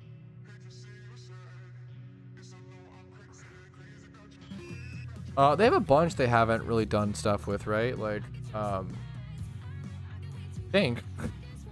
Like Azel, like the Reggie trio might turn into a catchable, like a rotation legendaries. I'd have to like look at a list. I don't know legendaries very well. Deoxys would be a cool fight. Deoxys would be a really good. That could be a really unique. Yeah, what legendaries do you think they could use since King of the Hill Pokemon are already in use? I think the one that comes to mind is Deoxys. I think Deoxys could be a really, really cool legendary boss fight. Maybe he like changes form based on how the fight's going and stuff. I think Deoxys could be a super cool one. Maybe Arceus for the same reason. I think those could be super interesting legendary boss battles. To create some more, end game PVM content, something a lot of people want. Longest stream. My average streams are usually around 3 to 4 hours, but recently they've been shorter-ish. Over the past week or so, they've been shorter-ish, unfortunately, just due to my birthday, and I had to like get my suit fitted. There was a lot of stuff going on, typical memes. Yeah, has been longest stream in a while, but that's where I'm going to call it, guys. Like a 4.5 hour stream today. Really, really solid one. Hopefully you guys enjoyed. Hopefully it was fun. Hopefully you learned something new. Maybe you laughed a little. Maybe you cringed a little. Whatever works. Like the video if you enjoyed it. It helps me out tremendously. Seriously, physically click the like button on YouTube videos you like. It's OP. Do it. Subscribe if you want to see daily videos. I upload every single day regarding PokeMMO content usually. I stream 4 days a week, Monday through Thursday at 12 p.m. ET on Twitch and on YouTube.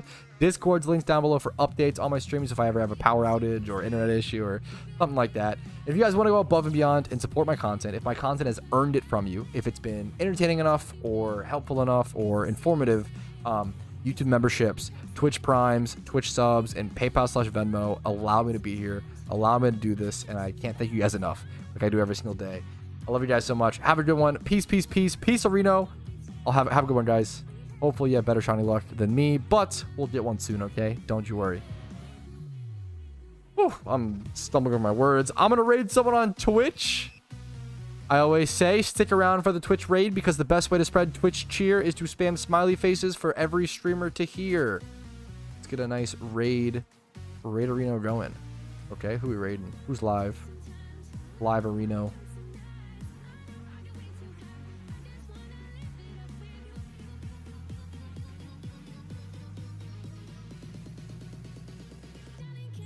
We could just do Alice. Alice helps out with my thumbnails sometimes, and I've known them since my Rooney days.